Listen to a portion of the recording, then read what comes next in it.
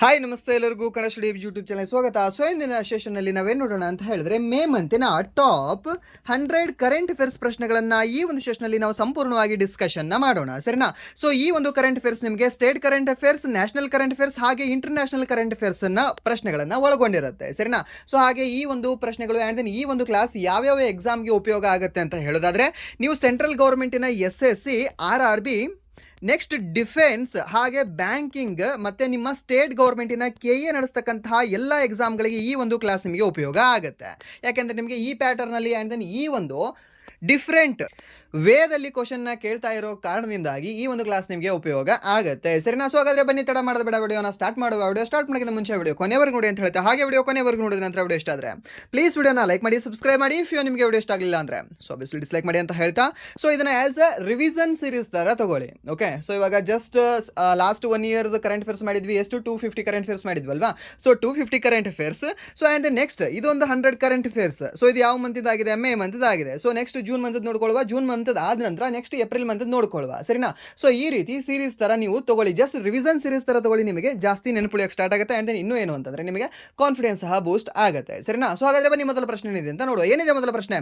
ಅಂತಾರಾಷ್ಟ್ರೀಯ ಬೂಕರ್ ಪ್ರಶಸ್ತಿ 2026 ಯಾರು ಗೆದ್ದಿದ್ದಾರೆ ಅಂತ ಕೇಳಿದಾನೆ, ಸರಿನಾ? ಯಾವುದು ಈ ಒಂದು ಅಂತಾರಾಷ್ಟ್ರೀಯ ಬೂಕರ್ ಪ್ರಶಸ್ತಿ 2026 ಯಾರು ಗೆದ್ದಿರಬಹುದು? ಯಾಂಗ್ ಶುವಾಂಗ್ ಜಿ, ಡೇನಿಯಲ್ ಕೆಲ್ಮನ್ ಅವರು, ಮೇರಿ ಎಂಡಿಯಾಯ್ ಅವರು, ಹಾಗೆ ಈ ಒಂದು ಅನಾ ಪಾವೋಲಾ ಮಯಾ ಅವರು ಅಂತ ಕೊಟ್ಟಿದ್ದಾರೆ. ಸೊ ಇದಕ್ಕೆ ಸರಿಯಾದ ಉತ್ತರ ಯಾವುದಾಗತ್ತೆ?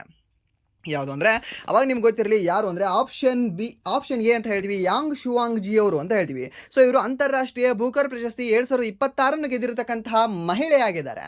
ಹಾಗಾದರೆ ಇವರ ಒಂದು ಪುಸ್ತಕ ಯಾವುದು ಅಂತ ಕೇಳ್ತಾ ನಿಮಗೆ ಅವಾಗ ನೀವು ಹೇಳಬೇಕಾಗತ್ತೆ ತೈವಾನ್ನ ಕತೆಗಳು ಅಂತ, ತೈವಾನ್ ಡೈರೀಸ್ ಅಂತ ಹೇಳ್ತೀವಿ, ತೈವಾನ್ ಟ್ರಾವೆಲಿಂಗ್ ಡೈರೀಸ್ ಅಂತ. ಸೊ ಆ ಒಂದು ಪುಸ್ತಕಕ್ಕೆ ಇವರು ಈ ಒಂದು ಅಂತಾರಾಷ್ಟ್ರೀಯ ಬೂಕರ್ ಪ್ರಶಸ್ತಿಯನ್ನು ಪಡೆದುಕೊಂಡಿದ್ದಾರೆ. ಸೊ ಹಾಗೆ ಇವರು 50,000 ಯೂರೋಗಳನ್ನು ಗೆದ್ದಿದ್ದಾರೆ, ಸರಿನಾ? ಸೊ ಹಾಗಾದ್ರೆ ಈ ಒಂದು ಪ್ರಶಸ್ತಿಯನ್ನು ಯಾವ ದೇಶ ಕೊಡ್ತದೆ ಅಂತ ನಿಮಗೆ ಕೇಳ್ಬೋದು. ಅವಾಗ ನೀವು ಹೇಳಬೇಕಾಗುತ್ತೆ UK ಇದನ್ನ ಈ ಒಂದು ಪ್ರಶಸ್ತಿಯನ್ನು ನೀಡತಕ್ಕಂಥ ಒಂದು ದೇಶವಾಗಿದೆ ಅಂತ ನೀವು ಹೇಳಬೇಕಾಗುತ್ತೆ. ಹಾಗಾದ್ರೆ 2025 ಈ ಒಂದು ಪ್ರಶಸ್ತಿಯನ್ನು ಗೆದ್ದಿರತಕ್ಕಂತಹ ಆ ವ್ಯಕ್ತಿ ಯಾರು ಅಂತ ನಿಮಗೆ ಕೇಳ್ಬೋದು. ಅವಾಗ ಯಾರು ಅಂತ ಹೇಳ್ತೀರಾ? ಬಾನು ಮುಷ್ತಾಕ್ ಅವರು ಅಂತ ಹೇಳಬೇಕಾಗುತ್ತೆ. ಯಾರು ಈ ಒಂದು ಬಾನು ಮುಷ್ತಾಕ್ ಅವರು ಅಂತ ಹೇಳ್ತೀವಿ. ಬಾನು ಮುಷ್ತಾಕ್ ಅವರು ಯಾವ ರಾಜ್ಯದವರು? ನಮ್ಮ ಕರ್ನಾಟಕ ರಾಜ್ಯದವರು. ಅವರ ಒಂದು ಪುಸ್ತಕ ಯಾವುದು ಅಂತ ಕೇಳುತ್ತೆ ನಿಮಗೆ ಎದೆಯ ಹಣತೆ ಅಥವಾ ಈ ಒಂದು ಹಾರ್ಟ್ ಲ್ಯಾಂಪ್ ಅಂತ ಸಹ ಹೇಳ್ತೇವೆ, ಸರಿನಾ? ಸೊ ಇದನ್ನು ಸಹ ನೀವು ನೆನ್ಪಿಟ್ಕೊಳ್ಳಿ, ಇದನ್ನು ಸಹ ನಿಮಗೆ ಕೇಳೋ ಚಾನ್ಸಸ್ ಇರುತ್ತೆ. ಅಂಡ್ ನೆಕ್ಸ್ಟ್ ಈ ಅಂತಾರಾಷ್ಟ್ರೀಯ ಬೂಕರ್ ಪ್ರಶಸ್ತಿ ಏನಿದೆ ಅಲ್ವಾ, ಸೊ ಈ ಒಂದು ಪ್ರಶಸ್ತಿಯನ್ನು ಯಾವ ಭಾಷೆಯ ಕೃತಿಗಳಿಗೆ ನೀಡಲಾಗ್ತದೆ, ಯಾವ ಭಾಷೆಯ ಪುಸ್ತಕಗಳಿಗೆ ನೀಡಲಾಗ್ತದೆ ಅಂತ ನಿಮಗೆ ಕೇಳ್ತಾನೆ, ಸರ್. ನಾ ಮೂಲ ಕೃತಿ ಯಾವುದೋ ಒಂದು ಭಾಷೆಯಲ್ಲಿದ್ದು, ಜಗತ್ತಿನ ಯಾವುದೇ ಭಾಷೆಯಲ್ಲಿದ್ದು ಆ ಒಂದು ಪುಸ್ತಕ ಟ್ರಾನ್ಸ್ಲೇಟೆಡ್ ಇಂಟು ಇಂಗ್ಲೀಷ್ ಆಗಿದ್ರೆ, ಆ ಒಂದು ಇಂಗ್ಲೀಷ್ನಲ್ಲಿ ಇರತಕ್ಕಂಥ ಪುಸ್ತಕ ಸಖತ್ತಾಗಿದ್ರೆ ಆ ಒಂದು ಪುಸ್ತಕಕ್ಕೆ ಒಂದು ಅಂತಾರಾಷ್ಟ್ರೀಯ ಬೂಕರ್ ಪ್ರಶಸ್ತಿ ನೀಡಿ ಗೌರವಿಸಲಾಗ್ತದೆ. ಸೊ ಮೂಲ ಕೃತಿ ಏನಾದರೂ ಇಂಗ್ಲೀಷ್ನಲ್ಲೇ ಇದು ಇಂಗ್ಲೀಷ್ನಲ್ಲಿ ಅದಕ್ಕೆ ಬೂಕರ್ ಪ್ರಶಸ್ತಿ ಸಿಕ್ಕಿದ್ರೆ ಅದಕ್ಕೆ ನಾವು ಜಸ್ಟ್ ಬೂಕರ್ ಪ್ರಶಸ್ತಿ ಅಂತ ಹೇಳ್ತೀವಿ, ಇಲ್ಲಾಂದ್ರೆ ಮ್ಯಾನ್ ಬೂಕರ್ ಪ್ರಶಸ್ತಿ ಅಂತ ಸಹ ಹೇಳ್ತೇವೆ, ಸರಿನಾ? ಸೊ ಇದನ್ನು ಸಹ ನೀವು ತಿಳ್ಕೊಳ್ಬೇಕಾಗತ್ತೆ. ಸೊ ಹಾಗಾದ್ರೆ ಇದನ್ನ ಟ್ರಾನ್ಸ್ಲೇಟ್ ಮಾಡಿರ್ತಕ್ಕಂಥ ವ್ಯಕ್ತಿ ಯಾರು ಅಂತ ನಿಮಗೆ ಕೇಳಬಹುದು, ಚಾನ್ಸಸ್ ಅದು ಜಾಸ್ತಿ ಇದೆ. ಯಾಂಗ್ ಶುವಾಂಗ್ ಜಿ ಅವರು ಇದಾರಲ್ವಾ, ಸೊ ಇವರ ಒಂದು ಪುಸ್ತಕವನ್ನ ಟ್ರಾನ್ಸ್ಲೇಟ್ ಮಾಡಿರ್ತಕ್ಕಂತಹ ವ್ಯಕ್ತಿ ಯಾರು ಅಂದ್ರೆ ದಟ್ ಈಸ್ ಲೀನ್ ಕಿಂಗ್ ಅವರು ಅಂತ ಹೇಳ್ತೀವಿ. ಯಾರು? ಈ ಒಂದು ಲೀನ್ ಕಿಂಗ್ ಅಂತಕ್ಕಂತಹ ವ್ಯಕ್ತಿ ಅಂತ ಹೇಳ್ತೀವಿ, ಸರಿನಾ? ಸೊ ಇಲ್ಲಿ ಬರೀತಕ್ಕಂಥ ಅಕ್ಷರ ನೋಡಬೇಡಿ, ಜಸ್ಟ್ ನಾನು ಹೇಳ್ತಕ್ಕಂಥ ವಾಯ್ಸ್ಗೆ ಸ್ವಲ್ಪ ಗಮನವನ್ನು ಕೊಡಿ, ಸೊ ನಿಮಗೆ ಅರ್ಥ ಆಗುತ್ತೆ. ಓಕೆ, ಸೊ ಈ ಒಂದು ಲೀನ್ ಕಿಂಗ್ ಅಂತಕ್ಕಂತಹ ವ್ಯಕ್ತಿ ಇವ್ರು ಏನು ಮಾಡಿದ್ದಾರೆ ಅಂದರೆ ಈ ಒಂದು ಚೈನೀಸ್ ಭಾಷೆಯಲ್ಲಿ ಇರ್ತಕ್ಕಂಥ ತೈವಾನ್ ಟ್ರಾವೆಲಾಗ್ ಅಂತಕ್ಕಂತಹ ಪುಸ್ತಕ, ತೈವಾನ್ ಟ್ರಾವೆಲಾಗ್ ಡೈರೀಸ್ ಅಂತಕ್ಕಂತಹ ಪುಸ್ತಕವನ್ನು ಇವರು ಇಂಗ್ಲೀಷ್ಗೆ ಭಾಷಾಂತರ ಮಾಡಿದ್ದಾರೆ. ಯಾರು? ಈ ಒಂದು ಲೀನ್ ಕಿಂಗ್ ಅವರು. ಸೊ ಆ ಒಂದು ಪುಸ್ತಕ ಏನಿದೆ ಅಲ್ವಾ, ಈ ಒಂದು ಅಂತಾರಾಷ್ಟ್ರೀಯ ಬೂಕರ್ ಪ್ರಶಸ್ತಿ 2026 ಗೆದ್ಕೊಂಡಿರ್ತಕ್ಕಂಥ ಒಂದು ಪುಸ್ತಕವಾಗಿದೆ ಅಂತ ಸಹ ಹೇಳ್ಬೋದು, ಸರಿನಾ? ಸೊ ಇದನ್ನ ನೆನ್ಪಿಟ್ಕೊಳ್ಳಿ, this is the main question. And then ಇದು 100%, 100 ಅಲ್ಲ 100 ಅಂತ ಹೇಳ್ತಾರಲ್ಲ, ಆ ರೀತಿ ಕ್ವಶನ್ ಬರತಕ್ಕಂಥ ಚಾನ್ಸ್ ಇದೆ. ಇದು ಫಿಕ್ಸ್ ಕೇಳಿದ್ದಾನೆ ಬೂಕರ್ ಮೇಲೆ, ಯಾವುದೇ ಎಕ್ಸಾಮಲ್ಲಿ ಮಿಸ್ ಮಾಡಲ್ಲ. ಪ್ರತಿ ಒಂದು ಎಕ್ಸಾಮಲ್ಲಿ ಕನಿಷ್ಠ 2 ಅಥವಾ 3 ಶಿಫ್ಟಲ್ಲಿ ನಿಮಗೆ ಈ ಒಂದು ಪ್ರಶ್ನೆ ಬರುತ್ತೆ. ಓಕೆ, ಸೊ ಅದಕ್ಕೆ ನೀವು ನೋಡ್ಕೊಳ್ಳಿ. ಆ್ಯಂಡ್ ನೆಕ್ಸ್ಟ್ ಎರಡನೇ ಪ್ರಶ್ನೆ ಏನಿದೆ ಅಂದರೆ ವಿಶ್ವ ಪ್ರೆಸ್ ಸ್ವಾತಂತ್ರ್ಯ ಸೂಚ್ಯಂಕ 2026 ಭಾರತದ ಶ್ರೇಣಿ ಏನು ಅಂತ. ಸರ್ ನಮ್ಮ ಪ್ರೆಸ್ ಅವರು ಎಷ್ಟು ಚೆನ್ನಾಗಿ ಎಷ್ಟು ಸತ್ಯವನ್ನು ಹೇಳ್ತಾರಲ್ಲ ಸರ್ ಇವರು. ಆಪ್ಷನ್ ನೋಡಿದ್ರೆ ಎಲ್ಲ 100 ಮೇಲೆ ಇದಾವಲ್ಲ, ಹೌದಾ? Okay, option A 120, option B 140, option C 157, option D ಏನಿದೆ ಅಂದರೆ 170 ಅಂತ ಇದೆ. ಸೊ ಹಾಗಾದ್ರೆ ಇಲ್ಲಿ ನಾವು ವರ್ಲ್ಡ್ ಪ್ರೆಸ್ ಫ್ರೀಡಮ್ ಇಂಡೆಕ್ಸ್ ಅಲ್ಲಿ ನಮ್ಮ ಭಾರತದ ಸ್ಥಾನಮಾನ ಎಷ್ಟಿದೆ, ಹಾಗಾದ್ರೆ ನಮ್ಮ ಭಾರತದ ಸೂಚ್ಯಂಕ ಎಷ್ಟು ಕಂಡುಬರುತ್ತೆ ಅಂತ. ಎಷ್ಟನೇ ರ್ಯಾಂಕಲ್ಲಿ ಇದೀವಿ ನಾವು? ಎಷ್ಟನೇ ರ್ಯಾಂಕಲ್ಲಿ ಇದೀವಿ ಅಂದರೆ 157ನೇ ರ್ಯಾಂಕಲ್ಲಿ ಇದೀವಿ. ಸರ್ ಮೇ ಬಿ ಒಂದು 600 ದೇಶಗಳಿರ್ಬೋದು, ಸೊ ಅದಕ್ಕೆ ನಾವು 157ರಲ್ಲಿ ಇರಬಹುದು, ಬೆಟರ್. ಇಲ್ಲ, 180 ದೇಶಗಳಲ್ಲಿ 180 ದೇಶಗಳ ಪೈಕಿ ನಾವು 157ನೇ ಸ್ಥಾನದಲ್ಲಿ ಇದ್ದೀವಿ. ಸೊ ಮೀನ್ಸ್ ನಾವು ನ್ಯೂಸಲ್ಲಿ ನೋಡ್ತಕ್ಕಂಥದ್ದು ಎಷ್ಟು ಸತ್ಯಾಸತ್ಯತೆ ಇದೆ ಅಂತ ನಿಮಗೆ ಗೊತ್ತಾಗುತ್ತೆ ಈ ಒಂದು ಇಂಡೆಕ್ಸ್ನಿಂದ ಮಾತ್ರ. ಓಕೆ, ಸೊ ಇದನ್ನು ನೀವು ನೆನ್ಪಿಟ್ಕೊಳ್ಳಿ. ಆ್ಯಂಡ್ ನೆಕ್ಸ್ಟ್ ಇಲ್ಲಿ ಟಾಪ್ ಕಂಟ್ರೀಸ್ ಯಾವುದು ಅಂತ ಕೇಳುತ್ತೆ ನಿಮಗೆ, ಸ್ಪೆಷಲಿ ಈ ಒಂದು ಪ್ರೆಸ್ ಫ್ರೀಡಮ್ ಇಂಡೆಕ್ಸಲ್ಲಿ. ಬೇರೆ ಬೇರೆ ಸರ್ ಎಲ್ಲ ನಾನು ನೆನಪಿಟ್ಕೊಳ್ಬೇಕಾ ಅಂತಂದರೆ ನಿಮಗೆ ಯಾವುದು ಅಂತಂದರೆ ಒಂದು global gender index, okay, gender gap index ಏನಿದೆ ಅಲ್ವಾ ಅದು ಇರಲಿ. ಆ್ಯಂಡ್ ನೆಕ್ಸ್ಟ್ ಈ ಒಂದು ಪೀಸ್ ಇಂಡೆಕ್ಸ್ ಬರುತ್ತೆ, peace index. And next HDI ಅಲ್ಲಿ ಹ್ಯೂಮನ್ ಡೆವಲಪ್ಮೆಂಟ್ ಇಂಡೆಕ್ಸ್ ಅಂತ ಹೇಳ್ತೀವಿ. ಸೊ ಇದು ಒಂದು. ಆ್ಯಂಡ್ ನೆಕ್ಸ್ಟ್ ಒಂದು ಪ್ರೆಸ್ ಫ್ರೀಡಮ್ ಇಂಡೆಕ್ಸ್. ಸೊ ಇದರದ್ದು ಫಸ್ಟ್ ಯಾರಿದ್ದಾರೆ ಆ್ಯಂಡ್ ದೆನ್ ಲಾಸ್ಟ್ ಯಾರಿದ್ದಾರೆ ಅಂತ ಜಾಸ್ತಿ ಕೇಳೋ ಚಾನ್ಸಸ್ ಇರುತ್ತೆ. ಸೊ ಅದರಲ್ಲಿ ಜಾಸ್ತಿ ನೀವು ಫೋಕಸ್ ಮಾಡೋದು ಏನು ಅಂತಂದರೆ ಒಂದು ಫಸ್ಟ್ ಇರ್ತಕ್ಕಂಥ ದೇಶ ಯಾವುದು ಅಂತ. ಫಸ್ಟ್ ಇರ್ತಕ್ಕಂಥ 3 ದೇಶಗಳು ನಿಮ್ಗೆ ಗೊತ್ತಿರಲಿ. ಯಾವುದಿದೆ ಮೊದಲು 3 ದೇಶ? ಮೊದಲು ನಾರ್ವೆ ಇದೆ. ಯಾವ ದೇಶ? ನಾರ್ವೆ. ಸೆಕೆಂಡ್ ಯಾವುದಿದೆ ಸರ್? ಏನಿದೆ, ಇನ್ನೊಂದು ಏನು ಬರಲಿಲ್ಲ, ಯಾವುದು? ನೆದರ್ಲ್ಯಾಂಡ್ ಅಂತ ಹೇಳ್ತೀವಿ. ಮೂರನೇದು ಯಾವುದಿದೆ ಅಂತಂದರೆ ಸರ್ ದ್ಯಾಟ್ ಈಸ್ ಒಂದು ಎಸ್ಟೋನಿಯಾ ಅಂತ ಹೇಳ್ತೀವಿ. ಸೊ ಇದು ಟಾಪ್ 3 ಕಂಟ್ರೀಸ್ ಅಂತ ಹೇಳ್ತೀವಿ. ಹಾಗಾದರೆ ಲಾಸ್ಟ್ ಇರತಕ್ಕಂಥ ಕಂಟ್ರಿ ಯಾವುದು? 180ನೇ ರ್ಯಾಂಕನ್ನು ಹೊಂದಿರತಕ್ಕಂಥ ದೇಶ ಯಾವುದು ಅಂತ? ಯಾವುದು ಅಂದರೆ ಅದು ಎರಿತ್ರಿಯಾ ಅಂತ ಹೇಳ್ತೀವಿ. ಎಸ್ಟೋನಿಯಾಗೆ ಮತ್ತು ಎರಿತ್ರಿಯಾಗೆ ಕನ್ಫ್ಯೂಷನ್ ಆಗಬೇಡಿ. ಎಸ್ಟೋನಿಯಾ 3rd ಪ್ಲೇಸಲ್ಲಿದೆ, ಹಾಗೆ ಒಂದು ಎರಿತ್ರಿಯಾ ಅಂತಕ್ಕಂಥದ್ದು ಲಾಸ್ಟ್ ಪ್ಲೇಸಲ್ಲಿ ಕಂಡುಬರ್ತಕ್ಕಂಥ ಒಂದು ದೇಶವಾಗಿದೆ, ಸರಿನಾ? ಸೊ ಹಾಗಾದರೆ ಇದನ್ನು ರಿಲೀಸ್ ಯಾರು ಮಾಡ್ತಾರೆ? ಯಾವ ಸಂಸ್ಥೆ ಇದನ್ನು ರಿಲೀಸ್ ಮಾಡುತ್ತೆ ಅಂತ? ಸೊ ಆ ಒಂದು ಸಂಸ್ಥೆ ಹೆಸರು ರಿಪೋರ್ಟರ್ಸ್ ವಿದೌಟ್ ಬಾರ್ಡರ್ಸ್ ಅಂತ ಹೇಳ್ತೀವಿ. ಏನು? ರಿಪೋರ್ಟರ್ಸ್ ವಿದೌಟ್ ಬಾರ್ಡರ್ಸ್ ಅಂತಕ್ಕಂತಹ ಸಂಸ್ಥೆ ಈ ಒಂದು ವರ್ಲ್ಡ್ ಪ್ರೆಸ್ ಫ್ರೀಡಮ್ ಇಂಡೆಕ್ಸ್ 2026 ಅನ್ನು ಬಿಡುಗಡೆ ಮಾಡಿರ್ತಕ್ಕಂತಹ ಸಂಸ್ಥೆಯಾಗಿದೆ. ಓಕೆ, ಇದನ್ನು ನೀವು ನೆನ್ಪಿಟ್ಕೊಳ್ಳಿ. Okay, and next press freedom index ಅಂತ ಅಂದಾಗ ಇನ್ನೊಂದೇನು ಬಂತು ನಿಮಗೆ?